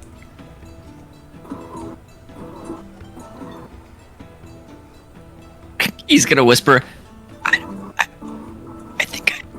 think I overestimated how rich I am. I think you did too. I think, I really want the bagpipes. I also kind of want you to have the bagpipes. But I can't. I want money for a boat. Do you know how much rubies sell for? A lot, I think. You know what? We might be back. We're gonna be back. All right. It's a pleasure meeting you, Grim. Anything you want while you're here, I'll look out for you later. We will be back. All right. Yes.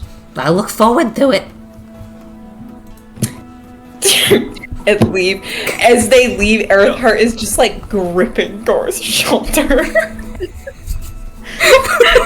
The three of you step out into the busy walkway outside, now completely out of earshot of this strange man named Grim,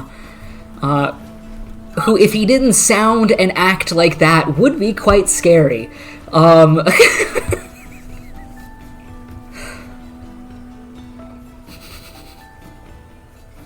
Gore's gonna go look for the jewelers. As you start to walk away, Arathar, what were you doing?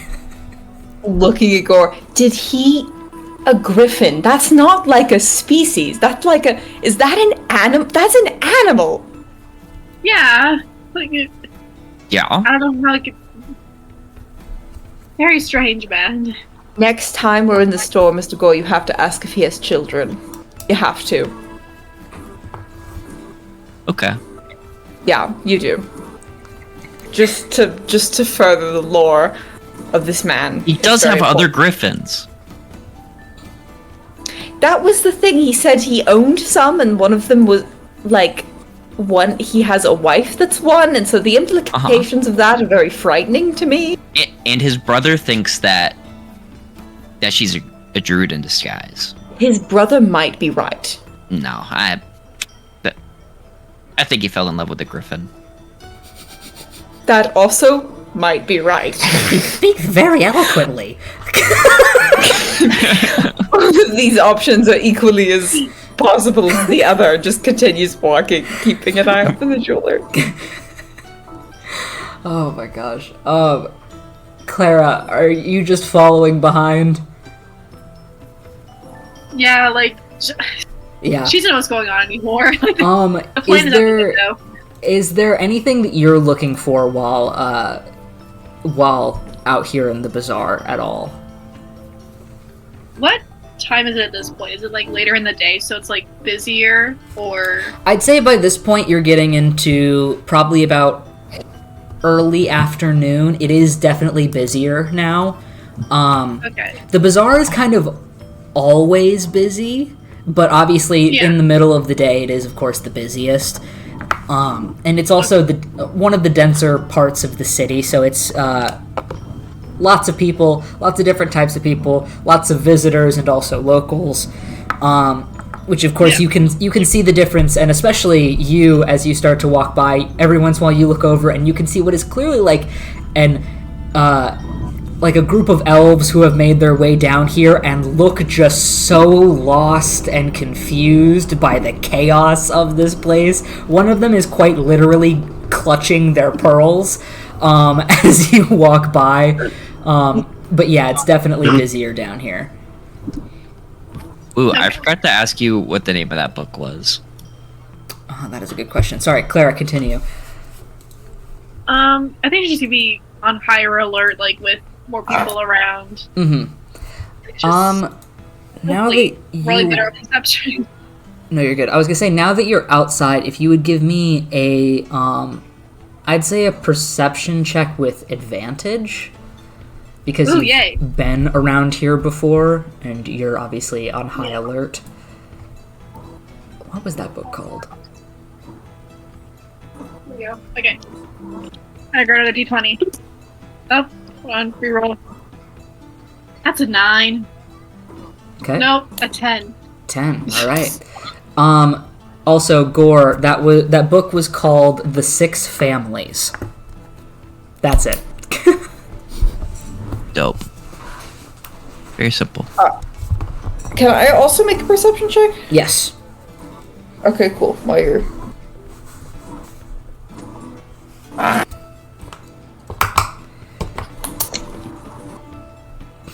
And if, Gore, I assume that you're leading the way towards the jewelers. Yes. Could I get you to give me an investigation check? Oh boy. 14 from me. 14. Okay.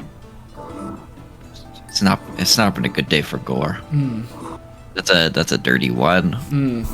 You start to lead the group forward further into the bazaar. As Clara and Arathar, you kind of keep an eye out on everything that's around.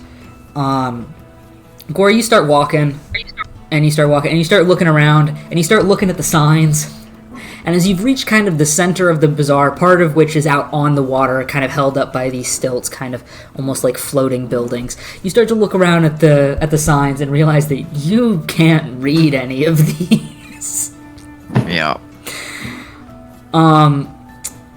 About this point, Clara, I'd say with a 10, you do see that there is what seems to be like 3 people off to the side looking at a piece of parchment posted on like the wall of an alley.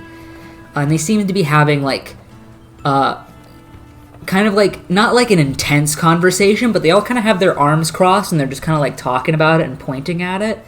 You just kind of notice that. Okay. Arathar, as you're walking, you start to overhear some of like the conversations and things like that are happening around. And though nobody seems to be paying much attention to you, as you, Clara, I assume you start to slow down as you are seeing that off to the side.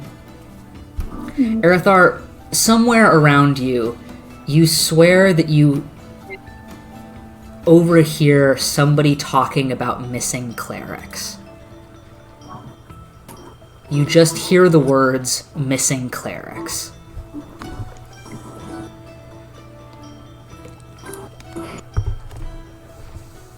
Can he look around to see where that came from? And can he see if he can listen in closer, kind of slowing his pace? Yeah, if they're in front of him? Make an investigation check. Also, Clara, what are you doing in this moment?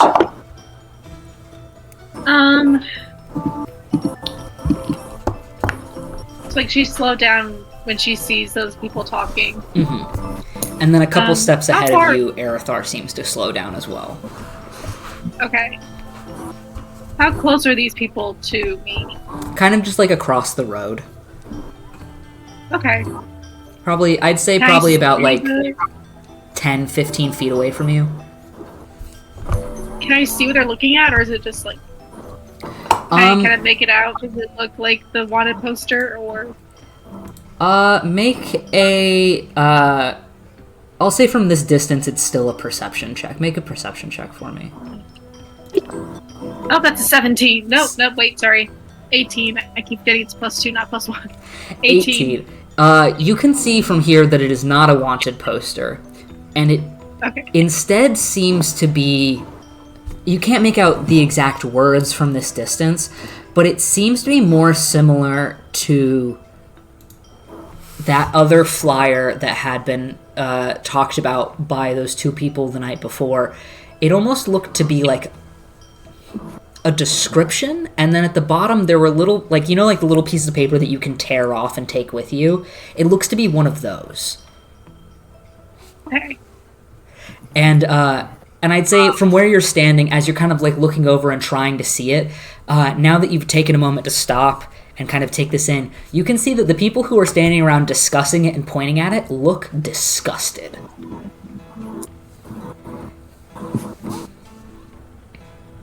Okay. I rolled a 23. 23. You investigation. stop and start to look around. Gore ahead of you has stopped kind of like in the middle of the road and is looking around and just doesn't seem to know where to go. But you look around, you see Clara has stopped a few feet behind you, and you see where her eye is looking as well, and you see that group of people as you're trying to start to listen. And it sounds like the conversations that you were hearing are kind of coming from the same direction. Mm-hmm. Can he hear with the 23? Can he also hear more of it as he slows down? Yeah, I'd say, are you kind of like drifting a couple steps closer to that side of the road at this point? Yeah. Yeah. Yeah, back and to the side. You kind of stop and listen in, seeing Clara's eyes catch over this as well, as Gore kind of stops off to the side. And you hear, maybe it has something to do with the noises, you know, heard beneath the sea grates. I bet the sorcerers lured them down there. The sorcerers are too busy recruiting. You don't believe that, do you? You know, I think that they're stealing people, like right from their beds, just snatching them up. That's what I bet. Look, I'm not saying that the sorcerers are monsters in the night. I'm just saying it's a little hard to believe. Yeah, I know, and they're not, you know, like, creatures. I'm just... Look, with what the Imolith has been doing lately, it's being a little shady. It's not too hard to believe. I mean, look at this thing. I know, these things are posted all around the Marn. The letters over there are insane, too. Either way, I'm staying away from all of it. And the Imolith lackeys all around. I bet one of them put this up. It's not worth it. Not worth the trouble. Ugh. And he turns and he starts to walk away. The other one's still kind of standing there for a moment, just like looking at it. Do you think... And he starts to catch up with the other person, kind of grabbing their shoulder. I know that we said something about the clerics, but like... Do you really think that's where they went? See, now you're starting to get it, starting to turn the wheels, you're starting to think those sorcerers are shady. I bet that's where the clerics went. I'm not dealing with it though, not my problem. And they turn and they leave. As they leave, Erthor kind of casually walks up to the board to actually look at the flyer. Mm-hmm. I'm also... Yeah, Clara, you caught bits and pieces of that. You heard missing clerics. You heard the sea grates. And you heard something about the Imolith, but you didn't catch all of it. Erithar, you definitely caught all of it. As you walk up, you can see that it is... It's another one of those ones that says, the Harbinger requests the aid of any Exaltian parsed over by the leading groups in favor of tradition and religious devotion. Bring this to an Imolith hand for more information. And then it's got the little pieces of paper that you would bring to them. At the bottom of it, though, compared to the one that you had seen before, it also says a piece that says, visit the Marn for... hold on. Sorry, 1 second. Visit the Marne for Sorcerer Helendale de Mescra's quotes and information. Does he know who that is? Make a history check. Okay. That's not too bad. Demascara, I'm so sorry. Damaskara. It's a 19. 19. I'd say that you would know that Sorcerer Helendale Demascara is one of the top political informants for the Imolith's university. Like he's really high up in the education side. Okay. And he, from what you remember, he was, though he was on the education side, he had a lot to say about politics. One of those.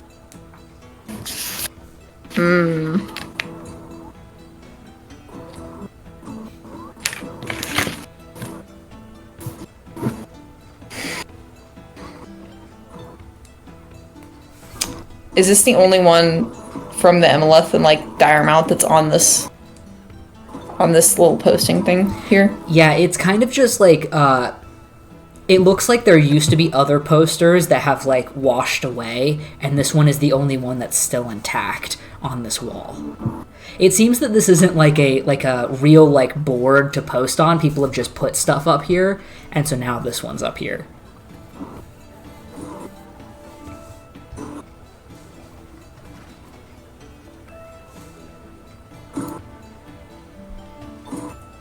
So like a waste bin anywhere near where he's standing?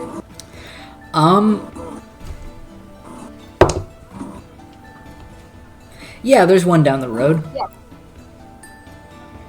Yeah, he's gonna take the flyer down, and walk, catch up with Gore, and when they get to the waste bin, he takes the bits to tear off and he takes those and throws them in the waste bin and folds the rest of the paper and sticks it in his bag. Yep. That's what he's doing. Yeah. But obviously. Clara, what are you doing? I mean, I'm assuming she got like a decent look at it while like Arthur was also looking at it. Yeah. I'm assuming she knows who Helendale is. Or I'd say, make a history check with advantage, okay. given your history. My history? Let's see. It's not great. Jesus Christ, it's a natural 2 and a 3. The name sounds vaguely familiar, but then again, you've heard of a lot of sorcerers, so it really could be any of them. Okay. But it doesn't make you feel great. Gore, you turn around and see Arithar and Clara are just now catching up to you as they've apparently stopped to do something. You are stood in the middle of the sidewalk off to the side of the road, just kind of like looking around because you have no idea where you are. Yeah. You guys see a jeweler anywhere? Do I see a jeweler anywhere? Make an investigation check. Does she see a Just jeweler anywhere? let it just be like right there. Yeah, would either of you like to make an investigate, or both of you? I can do it. Make my investigation. It's a 3 again, dude. It's a 4. You're thinking a lot about the Harbinger. There's a lot on 16. your brain, and this is going on for a while, and like you're helping these people out, you're leading them around, kind of keeping an eye on them, but there's a lot on your brain. Arithar, what was yours? 16. 16. You start to look up and down the road a little bit. And at first you don't really see anything, but way down the street you think you see something that looks like a window that has a bunch of jewelry in it. And as you start to walk that way, you can see that there's a building that says Oriet's Hall, and it seems to have a big display of jewelry in its window. He walks over to that, stands by the door, and kind of gestures for Gore to walk in. Gore will walk in. You walk in, it is very clearly a jewelry store, and a jeweler's. There is an incredible amount of very expensive looking jewelry all around, and at the back, all in glass cases, and at the back there is what looks to be a elven person standing, and looks to be like polishing like a mirror, like a handheld like silver mirror, and looks up at you all entering. Welcome. Yeah, hey, what's up? You guys buy gems here? We have been known to do that on occasion. What about, like, really big rubies? Well, rubies are quite popular. Uh-huh. I'm talking really big. You buy them? Probably. Okay.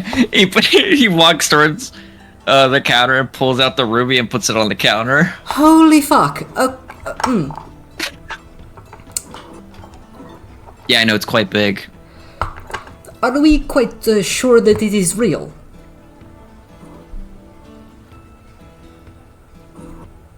Yeah, of course. May I...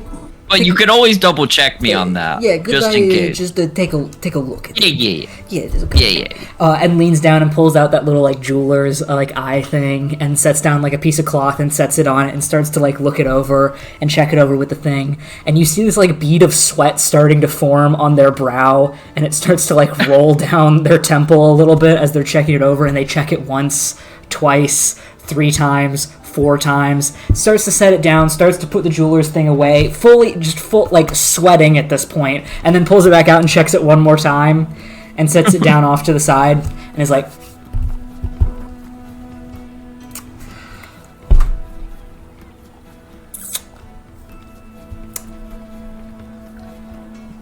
that would be real, yes. Mm-hmm. You are looking to sell it?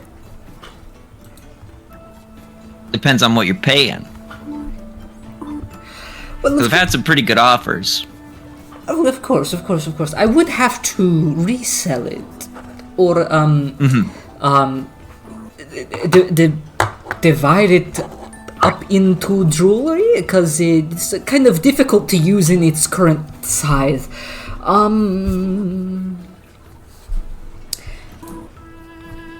I'd say I could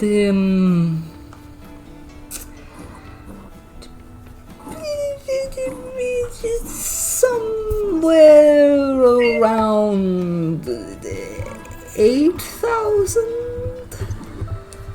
Sold. Really? Okay, wonderful. And goes like, it will take me a moment to gather the money. Take your time. And disappears into the back room.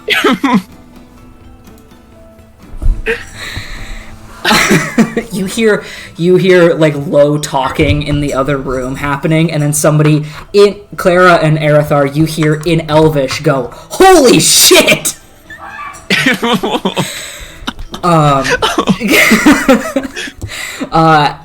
And you guys are standing there for like a while. This is taking like it's getting close to like 10 minutes, and you hear like bags opening and the sound of like coins being parsed out. You think you hear like the cranking of a safe opening. And They're getting eventually, all like, the emergency funds. yeah, about like 15 minutes later, that same elfish person comes out with a very large sack of coins, still sweating on the brow, and sets it down on the counter. You are, of course, welcome to recount it if you wish, but I have counted it out, and can I take this now? Oh yeah, of course. Cool, And he I'm- opens up the bag of holding and throws all the coins in. Wonderful. It's great doing business with you. Is there anything else Yeah. you would like to buy or sell? Nah, we're good. I'm Okay, not into jewelry. Wonderful. Have a great day, and disappears into the back.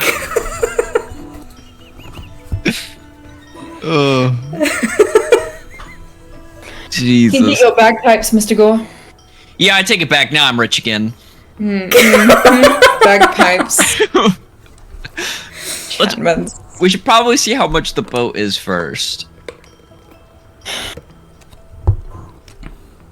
Probably. Because I don't want to get stuck with another Stan. And he walks out the door. Probably. Yes.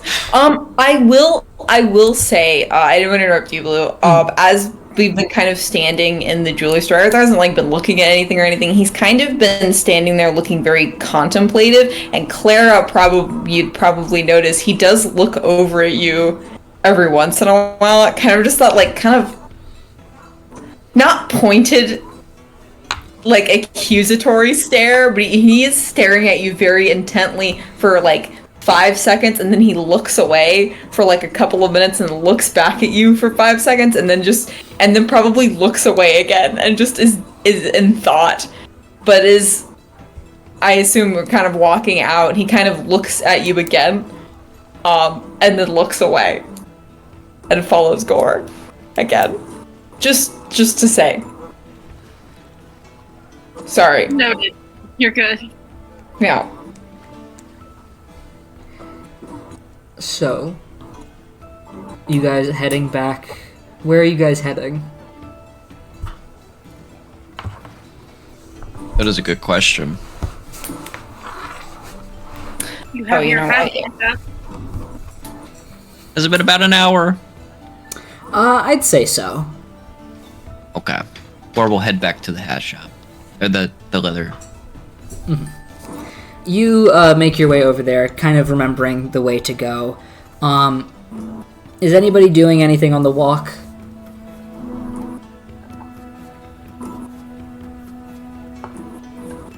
Nothing? Or is not. Alright. You make your way back over to the to Box Leathersmithing. And as you walk in, you can see that same man is sitting there, and he looks up and he goes, "Ah, right on time." And he sets down a very tiny little gray leather top hat on the Oh my counter. So, yeah. Thank you so much.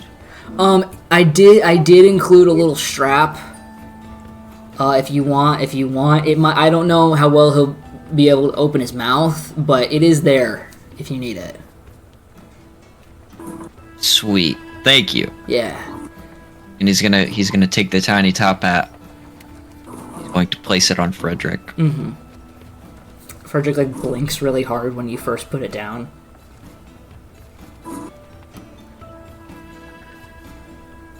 Kind of like looks at you. A gentleman. Thank you for your business. Yeah, man. He's gonna walk. You walk back out. While Gore was in the shop, Erithar and Clara, I assume that you two are just standing outside. Yeah, Arthur's standing outside. Okay. How long is Gore in the shop for? I'd say probably like a minute or two.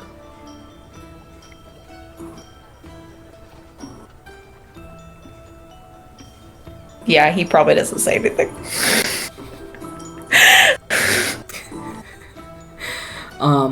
But yeah, Gore eventually joins you outside, unless Clara, there was anything that. She's probably just like sitting outside too, just kind of watching everybody walk by. Gore, you join your companions back outside. Frederick now wearing a little top hat.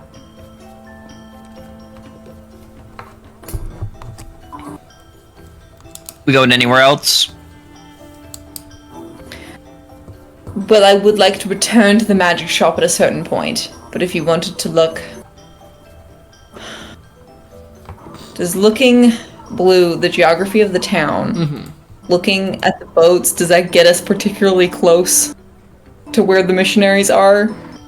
To get over towards the docks, you would either have to take, like, if you were one of the traders here who owned a little shop, you could take the boat down to the shop, to the docks. Otherwise, you would probably need to walk through the other two districts. Awesome.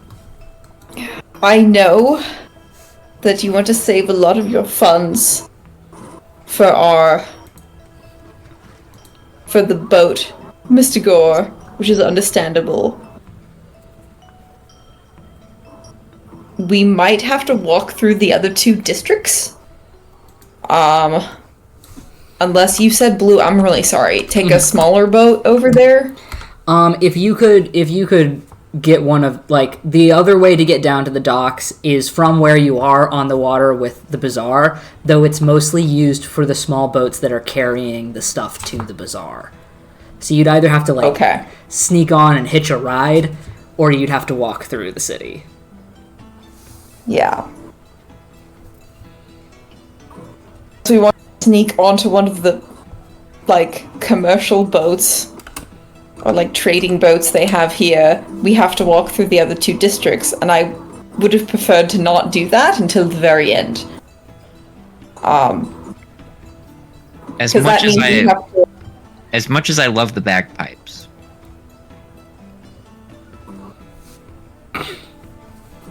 I think they will always be there, so we can always come back. This is a great point. Did we want to go back for healing potions? And my thing as well, it's not super... Wherever we end up after this, I can do that somewhere else. So we could just go and walk through the other two districts and keep our heads down and get over there and then not walk back. Or we Still could buy go... some health potions. Okay. We're gonna walk back to Grimm's. Yep. Fucking... You make your way back over towards Grimm's.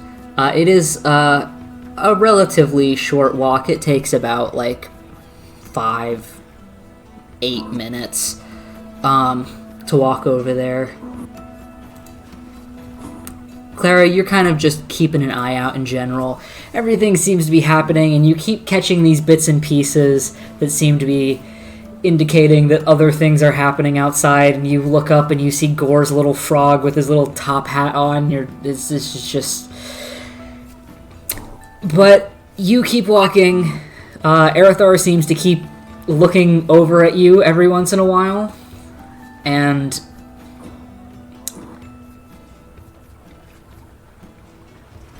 Can you make just a straight wisdom check for me? Yes.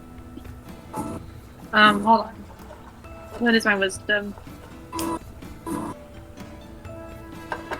Okay. That's a 4.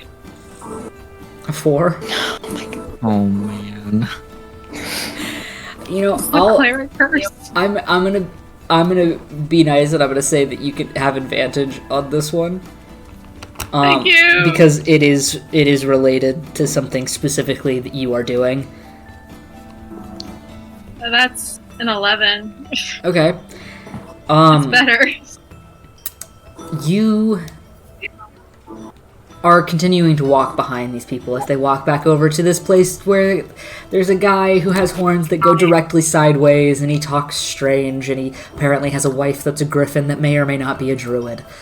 But as you're walking, you're thinking about the bits and pieces that you overheard of that conversation, that you didn't catch all of it, and you're thinking about that flyer. And you start thinking about the temple here, and how across the entirety of Yoon, the temples haven't been having the best communication.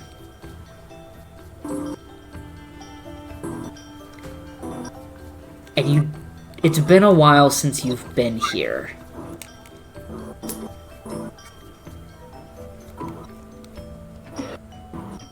But if there are missing clerics, there weren't a lot of clerics here to begin with.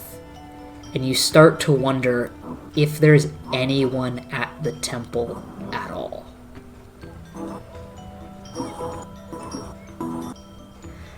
Anyway. Gore, you make it over to Grimm's Griffins, pushing the door open and walking inside, followed by Erithar and Clara. And you can see that there is another person in there, but they are very clearly not talking to Grimm and are off to the side, just searching through the scrolls. And as you walk in, Grimm seems to be, like, face down, ass up, in a box, like, full of what look to be what I can only describe as, like, little pieces of, like, fluff in replacement of packing peanuts, as he just digs through a crate trying to get something out. He is, of course, at an angle to get his horns, like, further closer into the box, so he's, like, fully like this, digging in a box. One horn completely in the box, the other one sticking straight out. But you walk inside.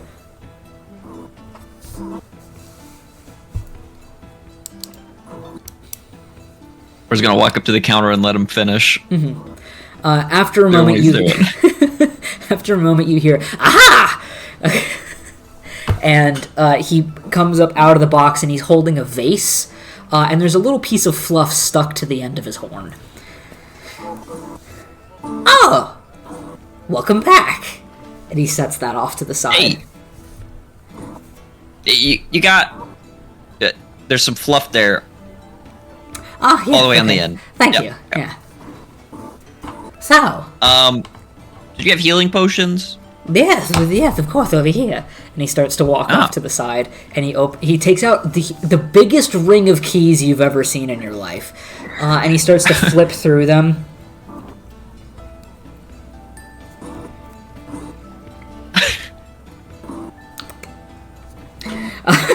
Just tastes the key and is like, yeah, that's it, and unlocks the glass cabinet in front of you full of potions. So those would be those up there. There's the regular, and then there's greater, and then there's whatever the one above greater is. You know, they all have those Superior. fancy little names. And how much for each tier? Yeah. You would think that would have been one of the things that I had pulled up, but it's not. The regular potions, those are about 50. Greater are 100. And the superior ones, because I like to think that I'm nice, those are 300.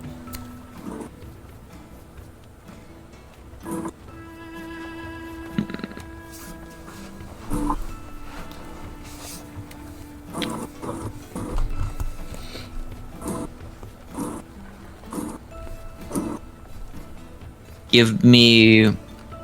How much of each are on the shelves? There seems to be about, like, 10 of the common ones, the, just potion of healing.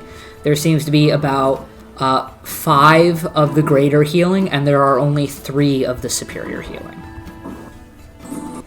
Give me those 3 superiors. Oh. I'm gonna need 10 regulars. Oh, just taking the whole bunch. Erithar, do you think we should get greater? If you feel like you're the fund holder, I think we should get greater because there's Give me no 3 time. graders.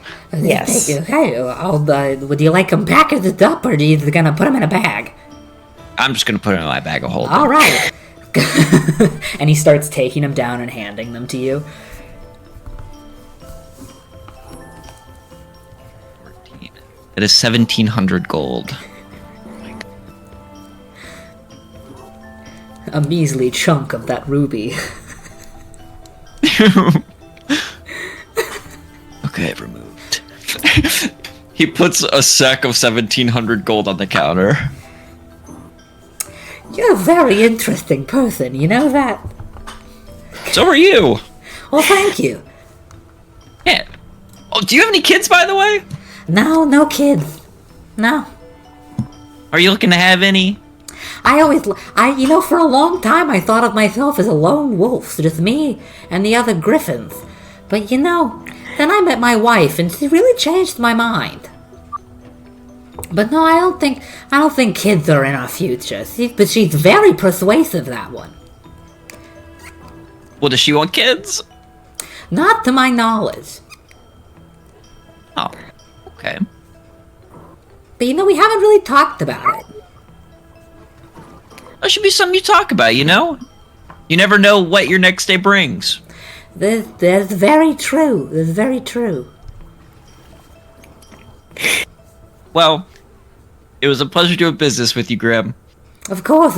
Anything for the two of you? Nothing, thank you. I'm actually content. Thank you. Actually, do you have like a ring or a necklace or something that would make me harder to hit? Probably around here somewhere. What type of thing were you thinking? I've got a. Let's see. Well, I've got all sorts of armor, but you don't really seem like the armor type. No.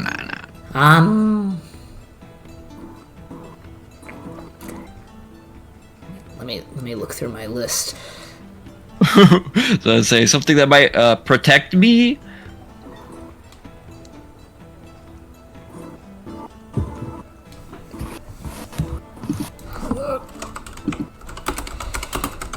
I have to pull up my other list. There's a lot of shops in the city. Okay, well, I have a cloak that makes you hard to hit. And I have a set of braces.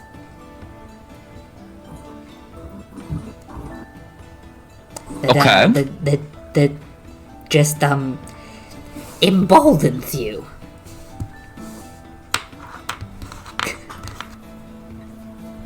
How much for the braces? Let me pull it up. Hold on. Where's the price?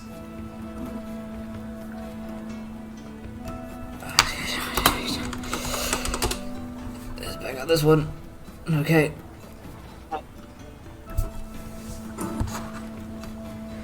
These go for about 2,000.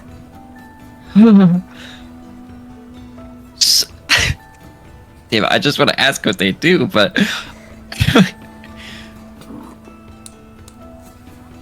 I will say, as the DM, that these could be perceived as bracers of defense.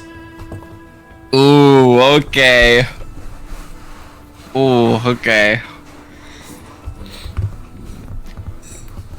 For 2,000. He is rich.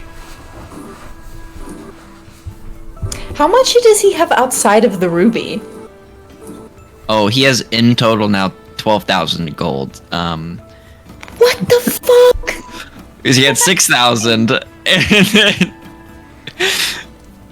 You also have a wad of cash. Oh shit, I forgot about the wad of cash. Oh god! I'll take the bracers. Do you take cash? Oh, in Nomus currency? Yeah. Of course. Of course, there is a conversion rate. He brings out the wad. Oh my. Could you... I feel like I said before how much that was. Did you... I think you said it was $500. Yeah. The equivalent to $500. Okay, well that's great. I don't know if you know, you said you're not from around here. There is a conversion rate. So, Uh-huh. So this looks to be about 500, so that actually equates to about 600. So 600 gold? Yeah. Okay. Well, here's this, and then I'll give you the 1400 on top. Wonderful, I'll go get those braces for you.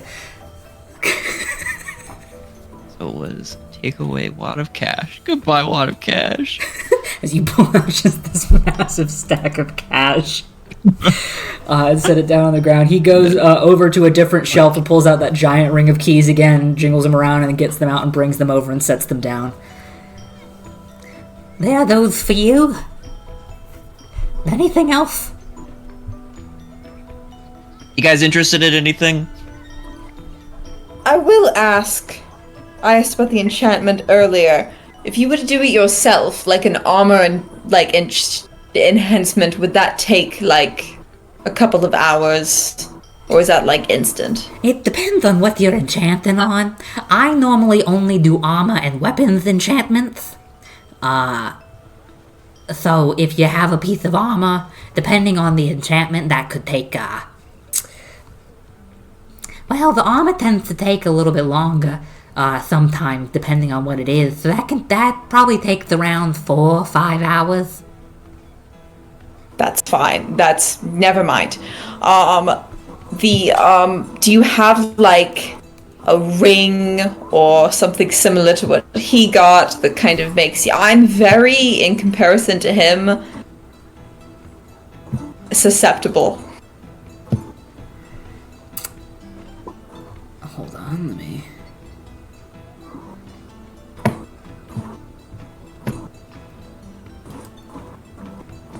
Hold on.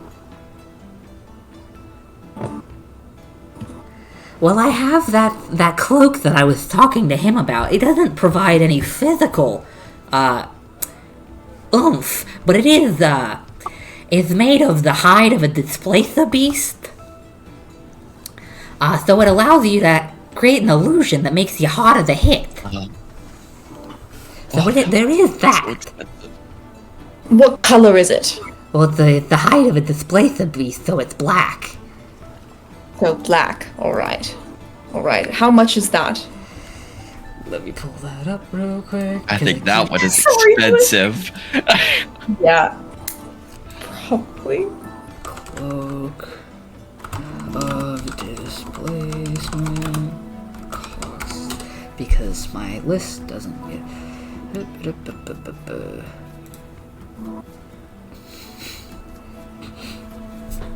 That one tends to be around 5,000. Yeah. It's a little bit of hope and then just defeat. Never mind. You know. You can always check some of the other magic shops around. I tend to sell mostly armor. The problem is we're leaving, and so there's a bit of a time crunch. We have to leave, and so there's just next place we're going. I'll find something. I appreciate it though. If you're ever back in town, you can always come by. You know, I definitely will. Yes, me too, and we will be back for those bagpipes. It's wonderful to hear. They'll be here as long as somebody doesn't come in to buy them. So far, they haven't flown off the shelves, but you never know. Better keep them safe from that burglar. I know. I have to find out more about that. I don't know who Rest in Pieces is. You hear an eagle screech outside. I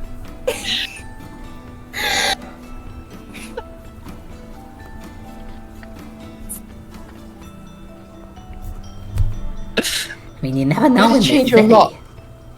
No. I'll keep an eye out for you. I appreciate that.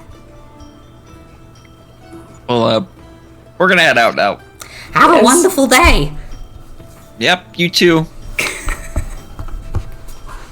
You Can I walk away? turn and head outside. That is up. He's up there with Fern for me. I'm gonna be honest with you. That's He was awesome. I He's my love favorite. him. He's so weird. All right. Yeah. As you guys head outside, and stop to look around, you can see that by this point it has gotten into the afternoon. The sun is a little bit lower. It is getting a little bit warmer outside. It hasn't gotten quite like scorching hot, but it is a lot warmer than the places that you've been recently, and the humidity is high. You can see other people still bustling around, and you see another one of those little like floating platforms seem to move across part of the city to transport people to another borough. But as you step out into the sun and kind of gather your thoughts again, I believe this would probably be a good spot to take our break.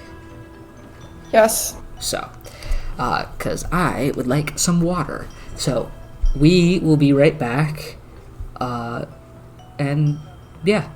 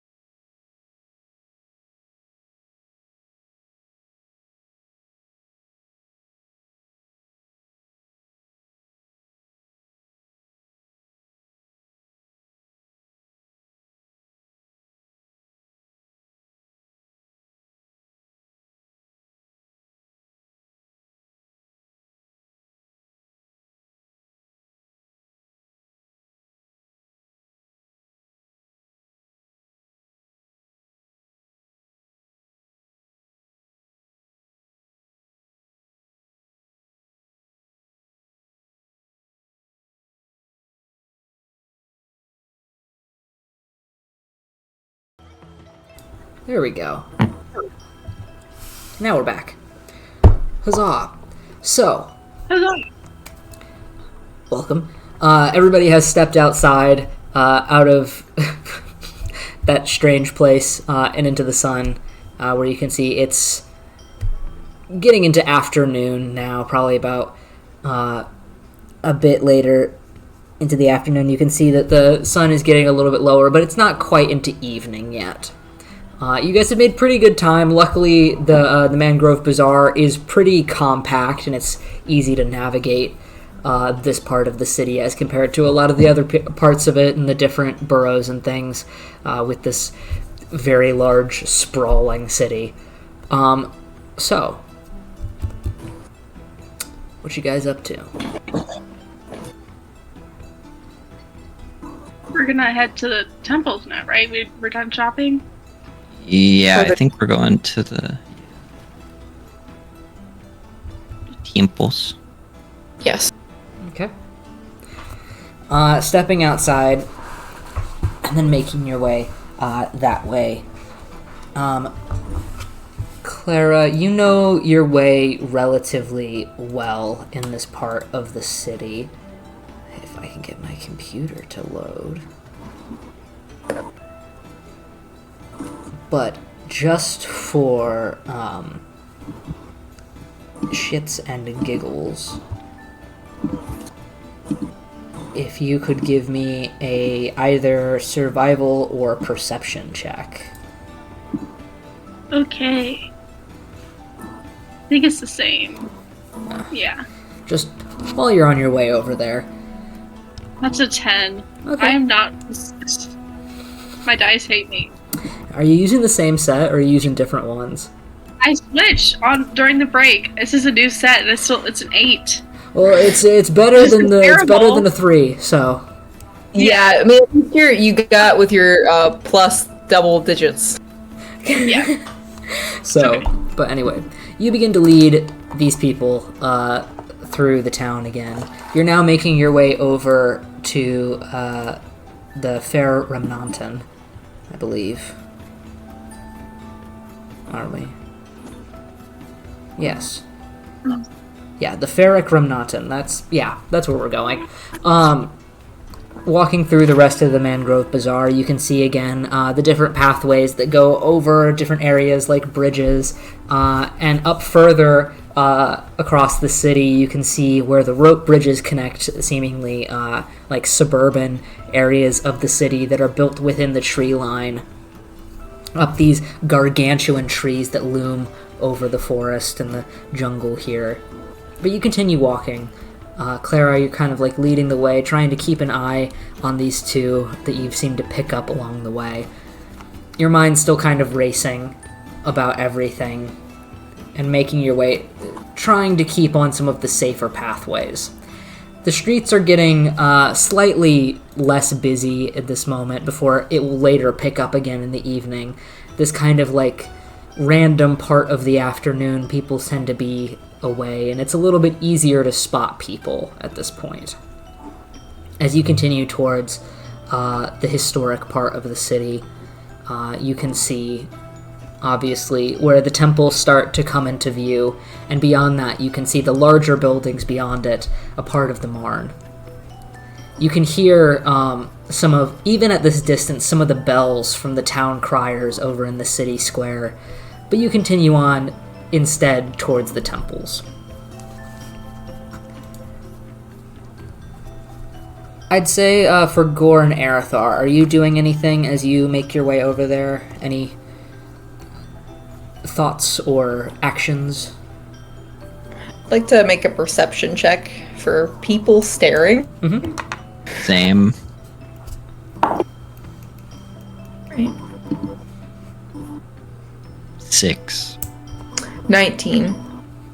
Gore, you start to look around and keep an eye out for everything. And as you get a bit further, you start to notice, kind of completely sidelining what you were doing before, and instead catching all of your attention, you do see that over to the edge of where you think the two burrows kind of disconnect, way down the road, you think you see like a garden just plopped in the middle of a city block, and you see like the edge of like a big old statue down there, and that fully catches your attention on your way over to the temples, and you're not entirely sure what that is down there, but you lose track of keeping an eye on the people for whatever that is down there. You also a couple times look over at Frederick, who does seem to be still keeping the hat on his head. You're not entirely sure if that's because he's a little bit sticky, or if he just has really good balance, but it seems to be working. Arathar, you keep an eye out as well as you walk, and you start to notice the edges of the temples slowly coming into view. You see, obviously, a couple of the different shapes and styles of the temples as they're scattered about this area of the city. As you go over a couple different pathways that kind of trail over buildings, you get a better look at some of them. And of course, the one that stands out, probably the most out of all of them, being the Ravenall Temple, as it stands like a black Gothic cathedral in the middle of the square. Of course, next, kind of like across the street and next to it, you do see, kind of like catty corner to it, you also see a stark white building, which also stands out quite a bit. The other temples seem to blend in a little bit more, though those, of course, are the first to catch your eye, just given the sheer contrast from the wood exterior of many of the buildings here. As you get a little bit closer as well, Arathar, I'd say that you see what looks to be like a puff of dust from one of the alleyways near the temples.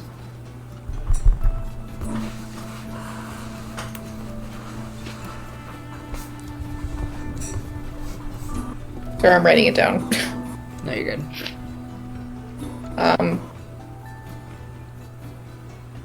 Is there any way, like, while they're walking by it, he can kind of lean over and take a closer look, kind of slowing down just a little bit? He's not going to go down the alleyway. This is just kind of. Sorry, to clarify, you guys are kind of like going over a bridge into this borough with all of the temples, so you're seeing all the temples ahead of you as you're crossing this bridge, and kind of like up from your vantage point, down ahead of you, like probably like 3 streets down, you see that puff of dust.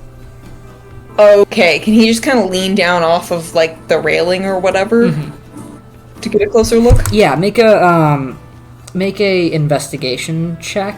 Actually, make a perception check since you're far away.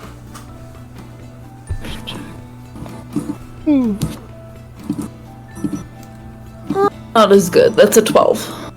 12. Yeah. You see this dust. You assume it's dust. It doesn't look like smoke puff out from part of the alley, though there's really nobody around that gets alerted to it. As you kind of try to lean over the side and look down towards the streets, it's hard to see into the alley. You swear you see like shadow within the alley, but you can't quite tell what it's coming from. But you see that puff of dust, and it definitely catches your eye. You didn't hear any sound accompany it, at least not from this distance, so it's hard to say.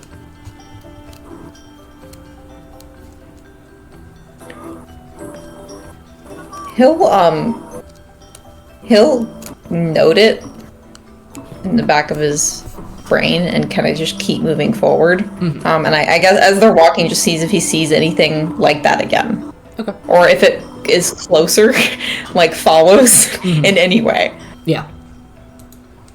You all continue to walk a bit further, and eventually you make it over the short distance Clara kind of taking you the safer route than through the direct path through the main roads over to this area. You can still see where the waterways are connected off to the side, and closest to the water, of course, you see the Periork Temple. You assume probably the Periork Temple. It's kind of off to the side on its own, perched on the side of the water, away from the rest of the temples. And you can see these huge columns made of driftwood, kind of almost like a Parthenon shape of a building made out of these huge pieces of sun-bleached stone and driftwood. Quite simple in comparison to a lot of the other temples here, but still standing quite strong in kind of aesthetic, I'd say. Beyond that, of course, you can see the Ravenall Temple and the Ihalal Temple, and off to the side, kind of down that pathway, kind of towards where Gore had seen the statues and things, kind of connecting over towards the Marne, it looks like you see a large building that looks more like a library that you assume to be Oliel's temple, and then a small alleyway that looks to be covered in vines and things that probably goes off towards I'm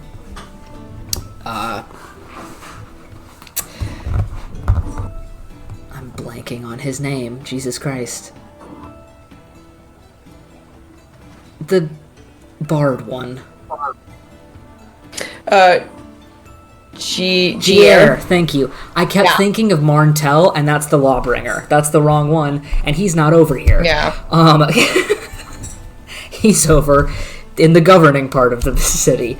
But you see where all of them are scattered about.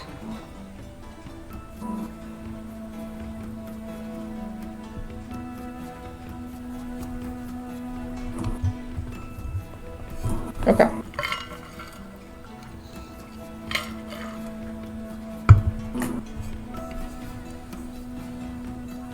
Periork first.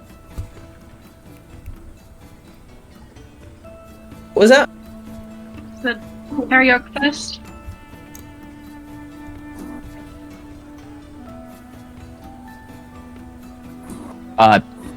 Yeah, if you're offering. You said it was closer. It was like Periork, Ravenall, Ihalal. Yeah. Yeah, Periork is definitely the one that's closest to the bazaar. Yeah. It's kind of like on the water, so yeah. Yeah. So I assume you all begin walking over there? Right. Anything you're looking out for, Clara, as you walk?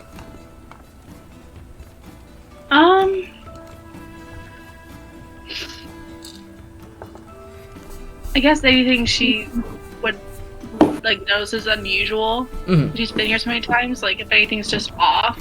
Yeah. I guess. Give me just a baseline perception, and can you also remind me of what your passive perception is? Not very good. My passive perception is 12. Okay. And oh my god, sorry, that's a 2 for perception. Or 4. Yeah, okay. Let's see, 4. You begin to lead them over towards the Periork Temple, kind of taking the lead. This part of the city is much quieter than the bazaar, which is both comforting and a little nerve-inducing. But Gore, as you begin to approach behind Clara as she leads you forward, you start to remember bits and pieces of what had flashed to you before. And these giant columns of driftwood start to appear familiar. These steps up to it, to this large doorway that seems to stand open on its own, feels familiar. Though you almost blink for a moment and swear you see rain, but none seems to fall. You look up and there's definitely clouds in the sky, but it's definitely not raining, so you kind of blink your eyes again, and it's gone. This is definitely familiar to you.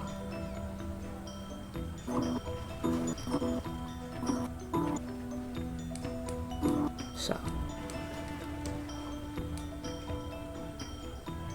You beat me to it. I was going to ask about that. Yeah. Definitely a temple made of driftwood. I think Gore will just walk. Like, he's just going to go straight to the entrance. He's not going to ask questions. He's not going to say anything. Gore kind of peels off, going ahead of you, Clara, as you begin to slow down as you reach it. Kind of unsure of what entirely you're doing here.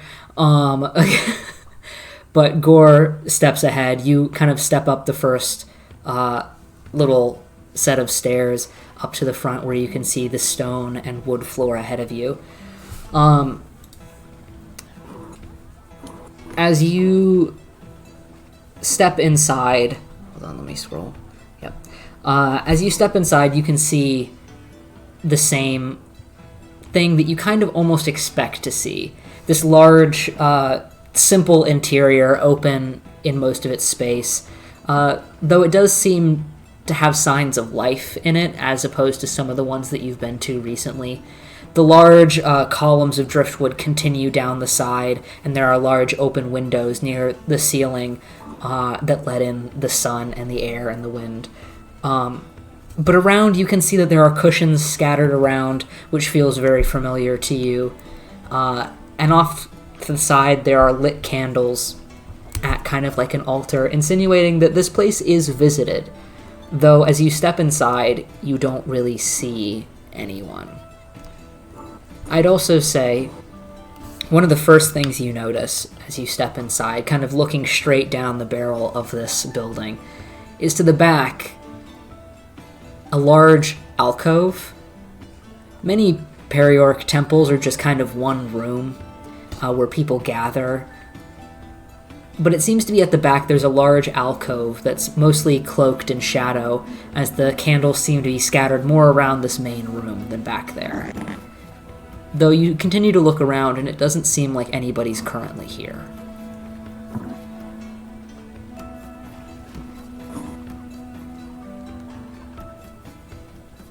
Man. He's really just gonna go walk up to that alcove.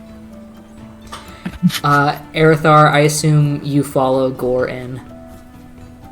Yeah, he'll be directly following him. Clara, do you follow? Yeah.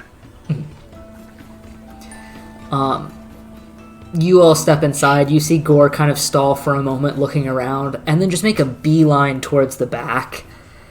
Are the two of you kind of doing anything in this space? He'll probably be like just glancing at anything because it's a temple. He probably won't go through anything. It feels more respectful. But he'll be glancing around, definitely keeping an eye on the door. And just in the area, specifically people. Yeah. Make a perception check for me. Cool.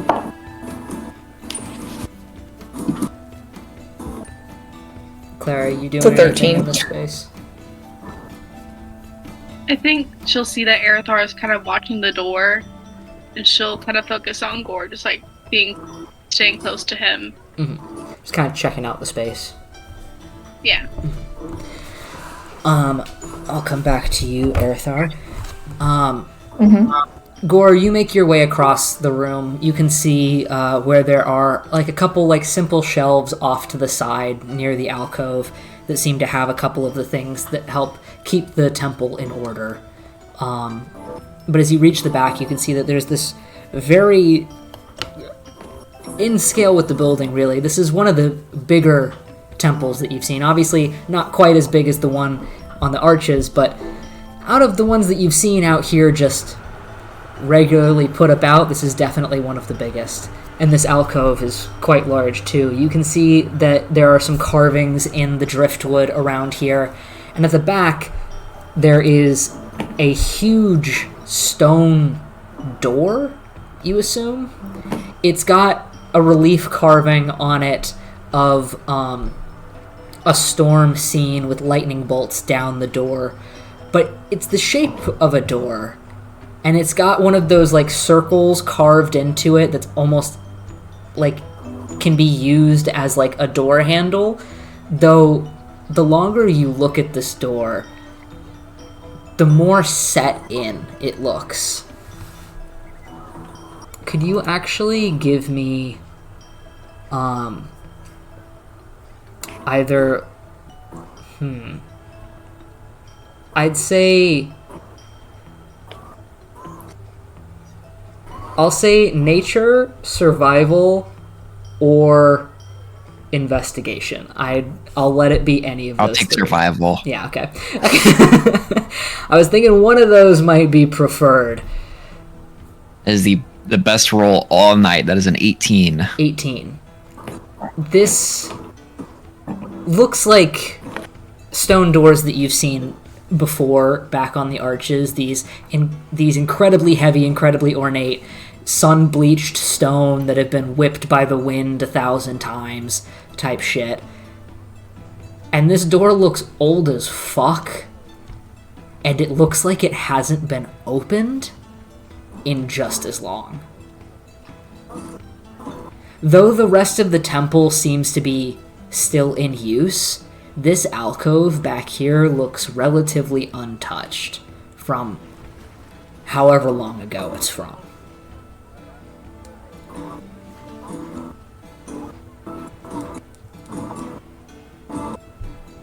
I mean, he's gonna try and open it. Fuck it. Okay.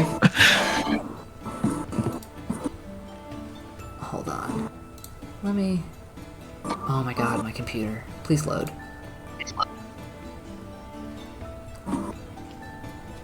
I would like just like a straight strength check. Okay. Dirty 20. Dirty 20. You grab onto the handle, kind of feeling your fingertips kind of grind into like gravel and dust on the inside of it, and you start to yank on it, kind of gritting your feet into the ground and pulling, and you feel it start to shake and then not give way. Damn it. You feel something like maybe a hinge on the inside start to creak and the door shakes slightly, but then as you continue to pull, it continues to not move.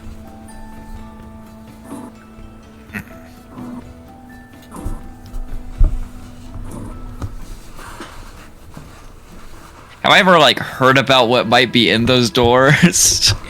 Would you like to make a history check? No. But I'll do it. Oh, yeah, that's 3. Mm-hmm. You've definitely seen them before.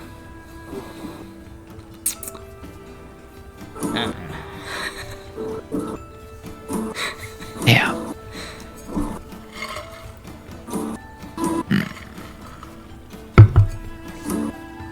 He's gonna walk back into the main room. Is there any sign of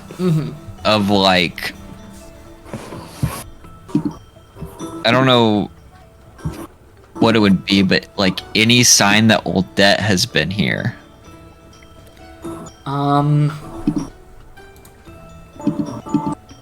Any wet fur on the ground, or Make another survival check. Not as good as the last. That was 3. That is a 14. 14. You start to look around. Arathar, you're kind of keeping an eye out around anything. You, at one point, look back and see Gore yanking on something. You can't quite see through the alcove very well, but he's yanking on something before he eventually turns around and makes his way back out into the main part of the room. You continue to keep an eye out as Gore starts to look around. Clara, you haven't really been in a lot of Perioric temples. You've been around a couple, especially back on the arches and things like that, but you kind of look around, kind of taking it in. It's much, much different than a lot of the temples that you've been in. And you're just kind of taking in the simplicity of it in a strange way. Gore, you start to look around. You can definitely see signs of other people being here. There are some candles that look very freshly lit. There are some that look like they've been burning all day. There are some that have kind of burnt out forever ago, and the wax is crumbly and dry. You see a couple of the floor pillows thrown around, the cushions, and the different kind of seating along the edge of the room. You can even see up on one of the windowsills where somebody had clearly tossed like a shoe or something, and it had gotten caught up there. But you don't see anything that feels like a telltale sign of Oldat.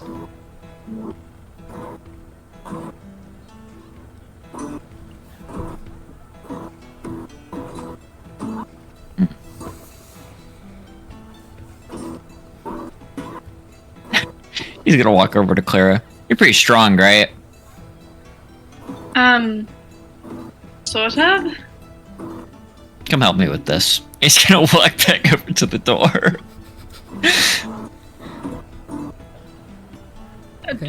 Okay. Just stick your hand in the hole and yank. Okay. Just give me a straight strength check. Okay. If we're both doing it, could you have 15. advantage? If you're both doing it, I want one from both of you. Okay. I rolled 15. It's one better. It's 21 now. 21. You both kind of grab into the sides of the hole as best you can, kind of counting down and then yanking on it. And you both, again, shove your feet as hard onto the ground as possible and begin to pull it back. And you feel, again, if it's on a hinge or something, it start to creak, and you feel it start to give way, and it moves about half an inch before it stops. God damn it. Doing? What are you making her do? She's helping me with the door. The door. Can I take a closer look Yes, at the door? come check it out. Yeah, make a... You said on the... Oh, sorry. do you want to make, what type of check do you want to make on the door? I guess just investigation, because I probably wouldn't, I'm not a peri-org person, so I would probably... Yeah, make an investigation really- check. Oh, Sorry, God. Gore, what were you saying? Oh, It's a carving of a storm Mm-hmm. with lightning bolts carved on it, right? Mm-hmm.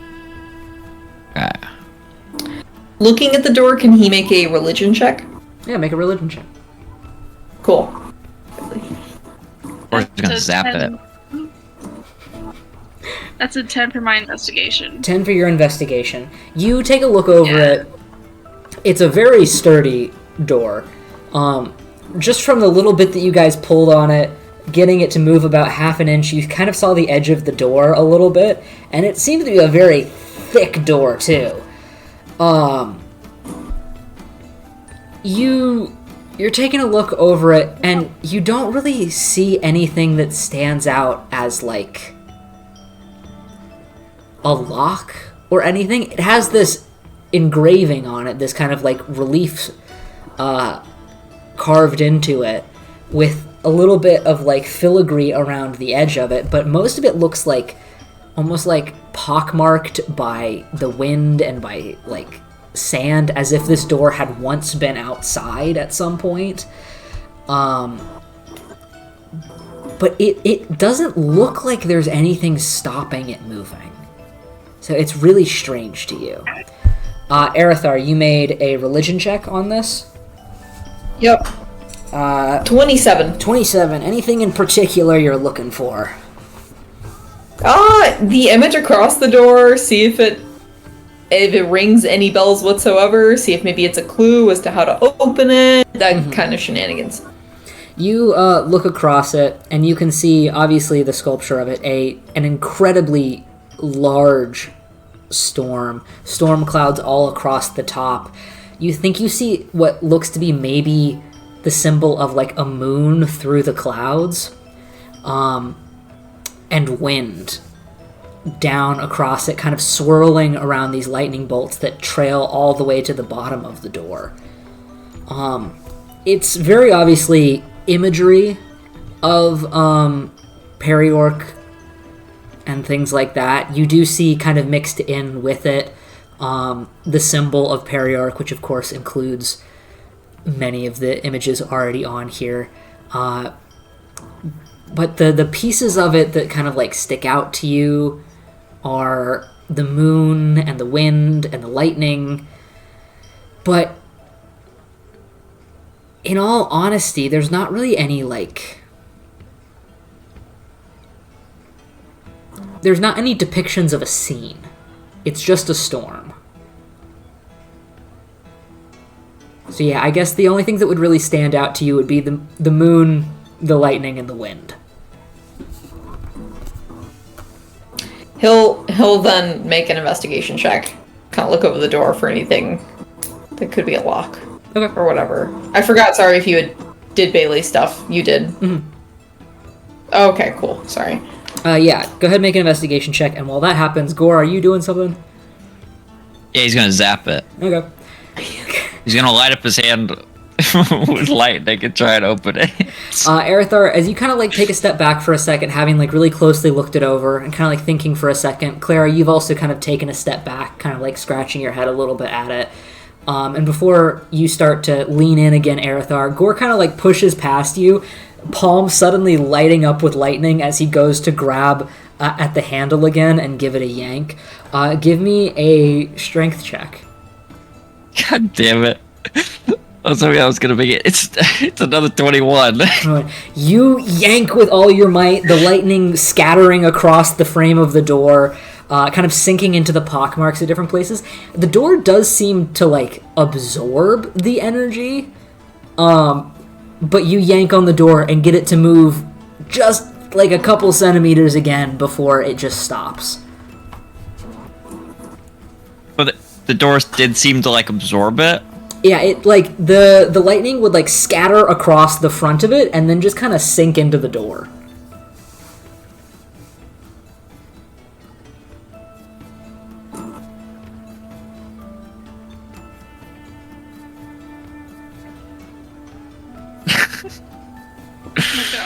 Oh boy. Yeah. He's gonna back up. Guys, I'm gonna need you to get out of the way. He just backs up. He's gonna make sure there's nothing around it, right? It's just like the alcove into the door. Yeah, it looks like maybe there used to be stuff in here at some point, but there's not currently. He's gonna point at the door, and he's gonna clap his hands for his thunder wave and point it at the door. Okay, make an attack. What is Thunderwave an attack roll? I think it's a dex save. I keep forgetting to add it to his character. It's a saving throw, I'm pretty sure. Because Clovis did it a lot. Yeah, Oh my god, it's a 15-foot cube. just the entire alcove. A wave of thunder's force. my Instantaneous. Must make a Constitution saving throw. On a failed save, the creature takes 2d8 thunder damage and is pushed 10 feet away from you. On a successful save half as much.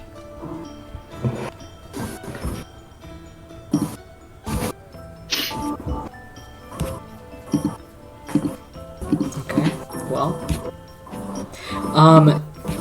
Clara, Aerithar, you move out of the alcove as Gore kind of moves back, kind of like glancing back towards you. And as he suddenly claps his hands forward, Clara, you watch as a boom of thunder just rips out from his hand. You can almost see the air like undulate in front of his hands as it forms into this air wave forward.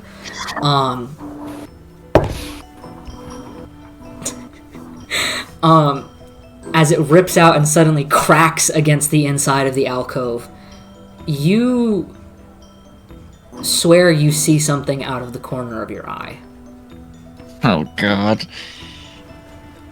Gore, you watch this wave of energy and air and thunder hit the stone door, and though it's really loud for a second, it's almost as if the door just sucks it in, and it's gone. God damn it. He turns around. It's just eating all of my power. Just let me take a look at the door. Let me look at the door. Fine. Clara saw that out of the corner of her eye. Yeah. Not me, right? Yeah. Okay. I'm looking. You turn and look further into the main part of this room, and you see one of those like big windows at the top of the building or whatever. You swear you see something kind of like cross the window and disappear.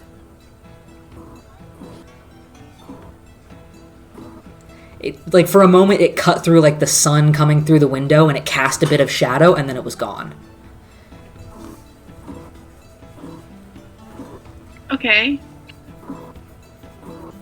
So it's like just like down the room. Yeah, so you Get guys are away. standing kind of like at the back of a long rectangular room. Kind of imagine like the Greek Parthenon. Mm-hmm. And at the top of where all those columns are, there's a bunch of just like open windows that are letting all the light in, and something just passed in front of one of those and cut Okay. off all the light for a second. Okay. I'm gonna like just kind of step over there, Mhm. see if I can like see anything. It's like it's just a window. Yeah, it's kind of like up the wall a little bit. It's a fairly large window, so you can kind of probably step under it and look up through it if you wanted to. Yeah, I would do that. You start to make your way over that way. As Arathar, I assume you are arguing with Gore to just let you look at the door. Yes. It kind of steps forward. I rolled earlier. I don't know if you want me to keep that same roll. Because 18. 18. What are you looking for specifically? Like A place where there might be a lock, or like maybe in between where the door opens, like on either side, like hinges or whatever underneath the door, like looking to see how the door works, if there's anything blocking it. If Yeah. there's a trick to the door. you walk back up to the door, kind of like motioning for Gore to like chill for a second, and you start to take a look over the door. You kind of trace around the edges of the door and look for any like locking mechanism within the handle, maybe it's set within the circle. You look back over where the engravings are and kind of like try to take a look over it. The closer you get to it, the more you can see that part of the engraving has definitely been worn away by like sand or wind or something. Again, this door isn't outside, so you're not entirely sure where this weathering would come from, though it looks like it's been weathered for a very long time. But you start to take a look over the door, and you're not really seeing anything that's being super helpful. You take a step back again, and you look at the entirety of the door. This huge, giant stone door set within a stone frame in this wall. And the more you look at it, the more you don't understand how this door is supposed to open. Like, there's not a gap that would allow the door to swing. It's just like a stone door with no hinges set into a stone frame. It obviously moves because it moved when Gore yanked on it. But physically, it doesn't seem like this door should open. Can he make an Arcana check? Make an Arcana check. Okay, cool.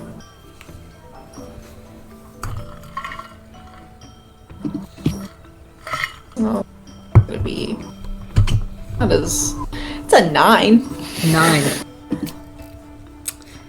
There's no enchantments on it. There's no sigils on it.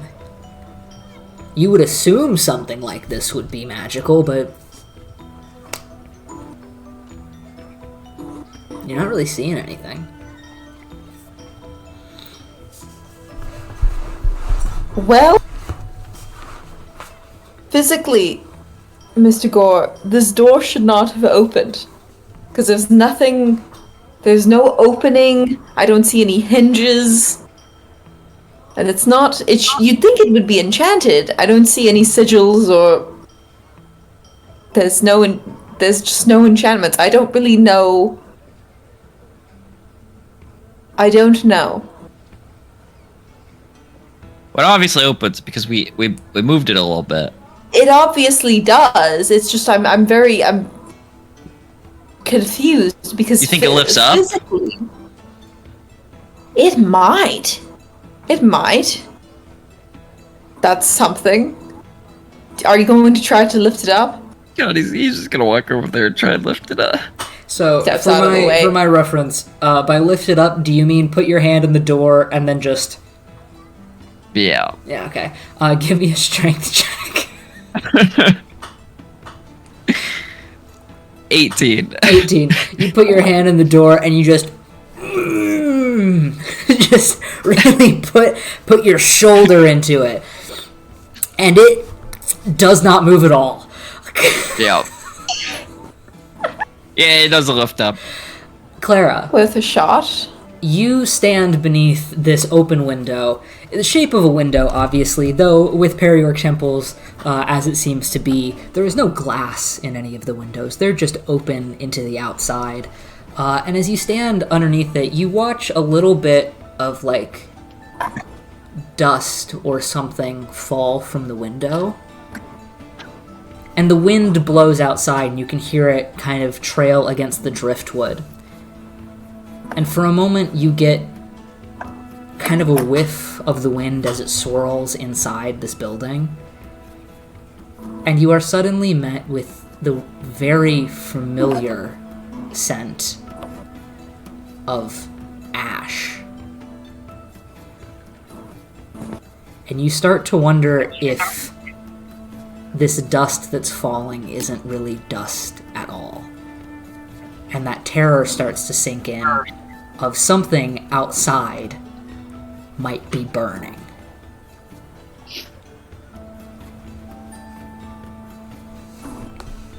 Guys, I think we should leave. It's ash up here. Yeah. There's outside there's burning. Would Aerithar get a better vantage point from the window where she is, or like from outside the door? From like whatever she's talking about, if something's burning. You're not entirely sure. He's just gonna go over to the window where she is and make a perception check. Make a perception check. Clara, what are you doing? Are you going outside? I'm going outside, like, because I'm assuming I can't really. I just see like sky. Yeah. Like, I just see Aerithar, you the start to sky walk better. over... Sorry. You start to walk over to where Clara is as she just fully turns heel and rushes outside.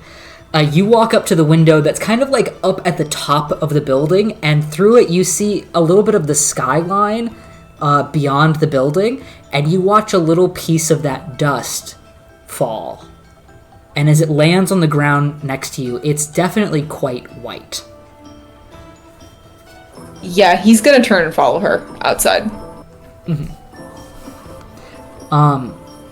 Clara, you rush outside, and as you do, you start to look around this area where all of the temples are, and it still seems that this entire area is quite quiet. There's a couple people that are walking way down the way, probably like a block or two away from you, but as you start to look around, you smell a little bit of that from before. Memories start to pop up in your head as the heat that is currently outside and the humidity right now starts to mimic other times. And you'd start to look around trying to see any telltale sign of smoke or ash or fire at all. And as Aerithar starts to rush out behind you, both of you, I'd say, from outside, hear a crack of something suddenly breaking, and around the corner from you, Erithar, you watch that puff of what you now understand to be ash exude from one of the alleys again. And Clara, you smell, pulled along the wind again, something burning.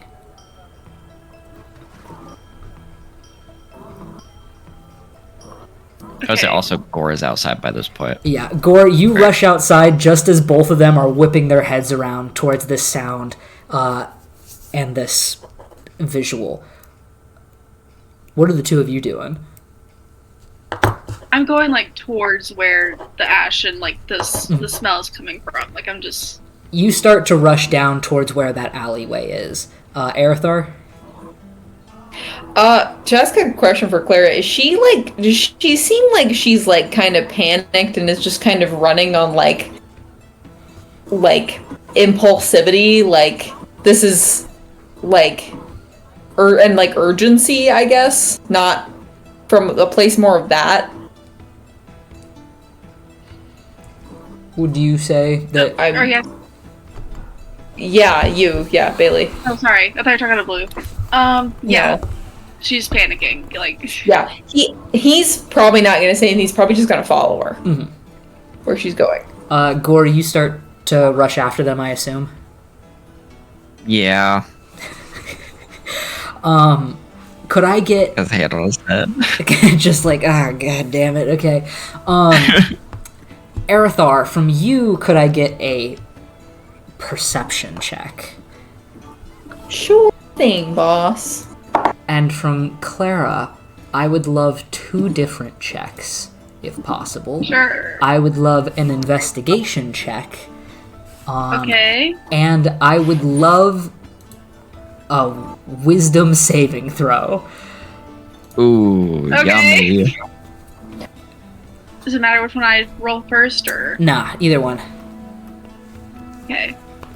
I got a 16 perception. 16. I'll do investigation first. 15 for investigation. Okay. And I could do pretty good. Hold on. Oh, that's a... Hold on. That's a 26 for the saving throw. All right. You you start to rush forward, kind of trying to find the exact point from which that ash seemed to burst. And as you rush forward, Erithar following quickly behind, Erithar, you start to hear more of what's happening. Clara, your heart is beating in your ears as you rush forward, especially as you start to pick up into a run and you start to breathe in and out that smell that seems to be permeating through the air over here. Erithar, you start to hear what sounds like whispers. Loud whispers from in the alley that both of you start to turn down. Gore, you are just a couple steps behind as I assume you start to run to catch up with them. Kind of also, I assume, looking around to see if anything else is happening. But Clara, as you turn the corner, seeing where the ash has fallen across the ground, you turn and you look and you see towards the back of where a couple of these smaller buildings outside the temples are, where part of a wall and part of the kind of like wooden and stone cobblestone street has been broken in and singed in places. The embers looking like they're about to ignite at any second. And as you turn, you see, both of you, I'd say by this point, see the edge of a shape. Almost like a serpentine body, though these long spires seem to protrude from the back of it. And as it starts to peel off out of your sight, you turn again, and both of you catch eyes on the edge of cloaks, as several cloaked figures seem to be dragging this creature into the shadows.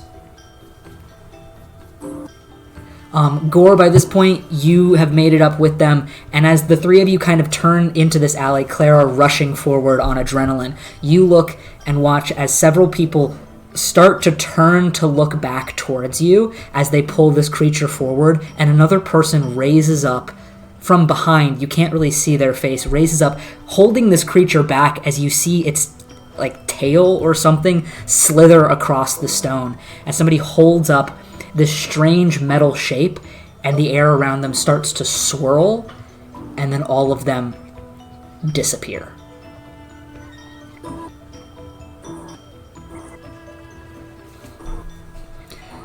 Erithar, you look as all of these people disappear, and I would love for you to make either an insight or a history check. I'll make an insight check. And Or- Clara, either one. Clara, with that wisdom saving throw, you look down at the ground where it's broken, and you watch as one of those embers, fed by the wind that passes by you, starts to ignite into flame, and something in your head clicks. You remember that burning, that hot air, the smell of ash that filled your nostrils and burned your eyes, and you had almost forgot that in those moments, in all of that chaos, the shine of scales embedded in ash, the yell of enemies beckoning a harbinger, and the familiar eyes that responded to that call. In this moment, of course, Gore, you run up, seeing this last little flash of people disappearing, and then suddenly this building next to you starting to ignite on fire. Erithar, what was your... I made a history check because it's like +7 and then 3. That was a 28. 28. You've seen little bits and baubles like that before. And though the cloaks were quite inconspicuous, the combination of the cloaked figures and the little bauble that seemed to teleport them away really, really, really points to the fact that those were people of the Imolith. He didn't see their... Oh, sorry, go ahead.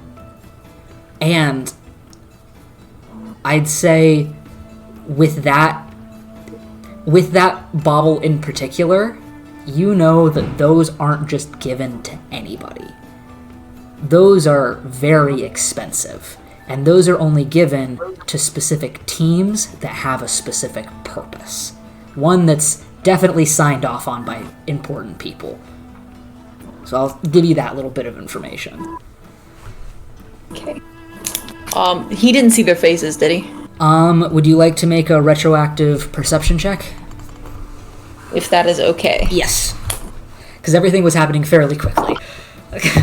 Yes. 22. 22. I'll say with a 22, you didn't recognize anyone.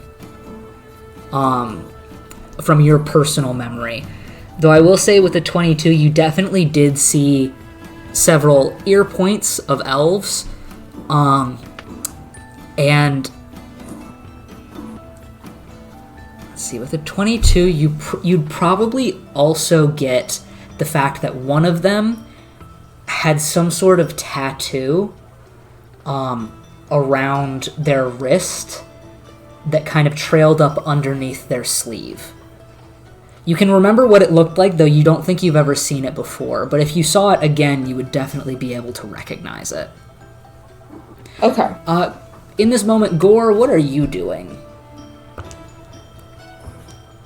You know? No idea. The building is starting to catch on fire, right? Just like the corner nearest you, where this ash, like it seemed like something had been scorched, and now the embers that were burning in it are starting to turn into a fire.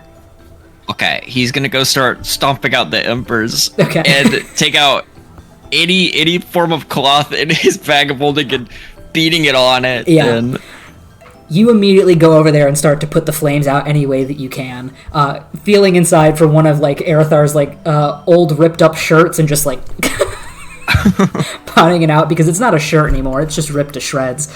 And you manage to put the fire out relatively quickly. Aerithar, I assume you take a step back, kind of like going over the knowledge that you just did. And Clara, you take a moment to let your heart start to slow down slightly, having just witnessed and remembered everything that you had. I'm having a great time.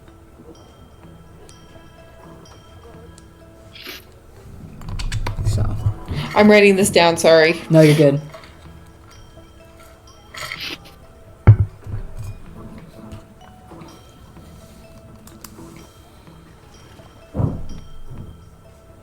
He is gonna recall all of that and then look over at Clara.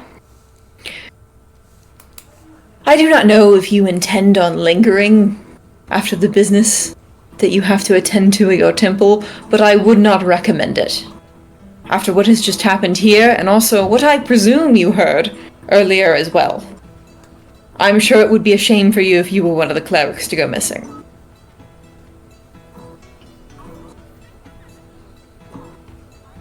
Yeah. How long has it been since you've been here?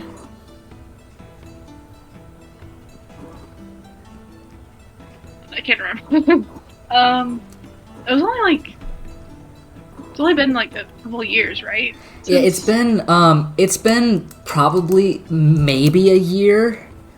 You come down here fairly frequently because of the temple, and because if you're not in the city, you're at least around the area because people down here actually want a cleric.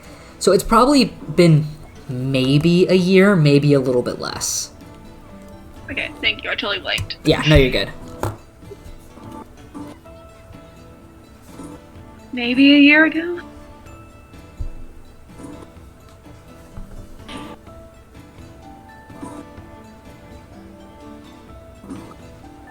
I would definitely recommend to you that you not stay the night here. I do not think it would be wise. No. What? That was kind of weird.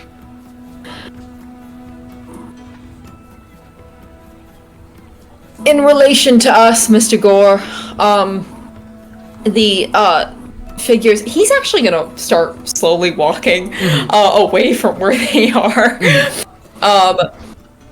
The figures that were there were holding a... Does he know the name of the device that they were holding? Hold on.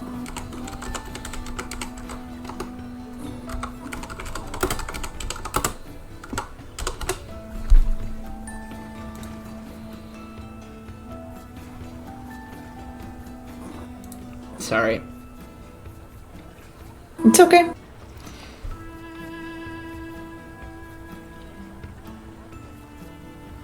Where are you?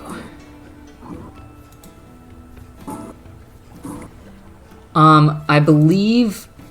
Hold on. This is much easier than looking through my notes.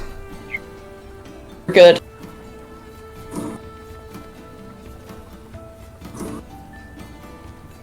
You believe it's called...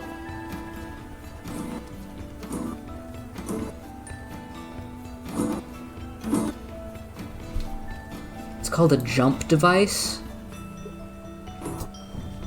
It's a, you remember it being a little mechanical device that at the center, a stone was embedded. And the stone is imbued with an enchantment that allows you to jump from one device to another. Okay, so they were possibly reconvening with people that had another device? Yes. Oh, wow! I'd say he probably just knows that. I won't make you make a check for that one. Yeah. Okay, cool. The device that they were holding was a jump device, which is only issued to Imolith workers under very specific circumstances by very important people for very important missions, and the purpose of it is to teleport them essentially from one device to another. So they just went to find more people. Those were not missionaries. He's gonna put a hand on Aerithar's shoulder. I'm gonna need you to send a message to Old Net right now. What specifically do you want me to say? Because We need to get them and leave. he's gonna send a message to Olda. Yep. Hi, Arathar again. Is there any way we could meet you right now? Many Emelith people here. Where are you? Lots of danger. Please, thank you. As you start to wait for a response, you see now that by this point it has gotten into evening and the sun is threatening to set. As well, Gore, where you had looked up moments ago and seen quite just like a cloudy sky, you do see that the clouds are coalescing quickly. Oh god. The sky is Shut getting up. much darker. And Arathar, as you wait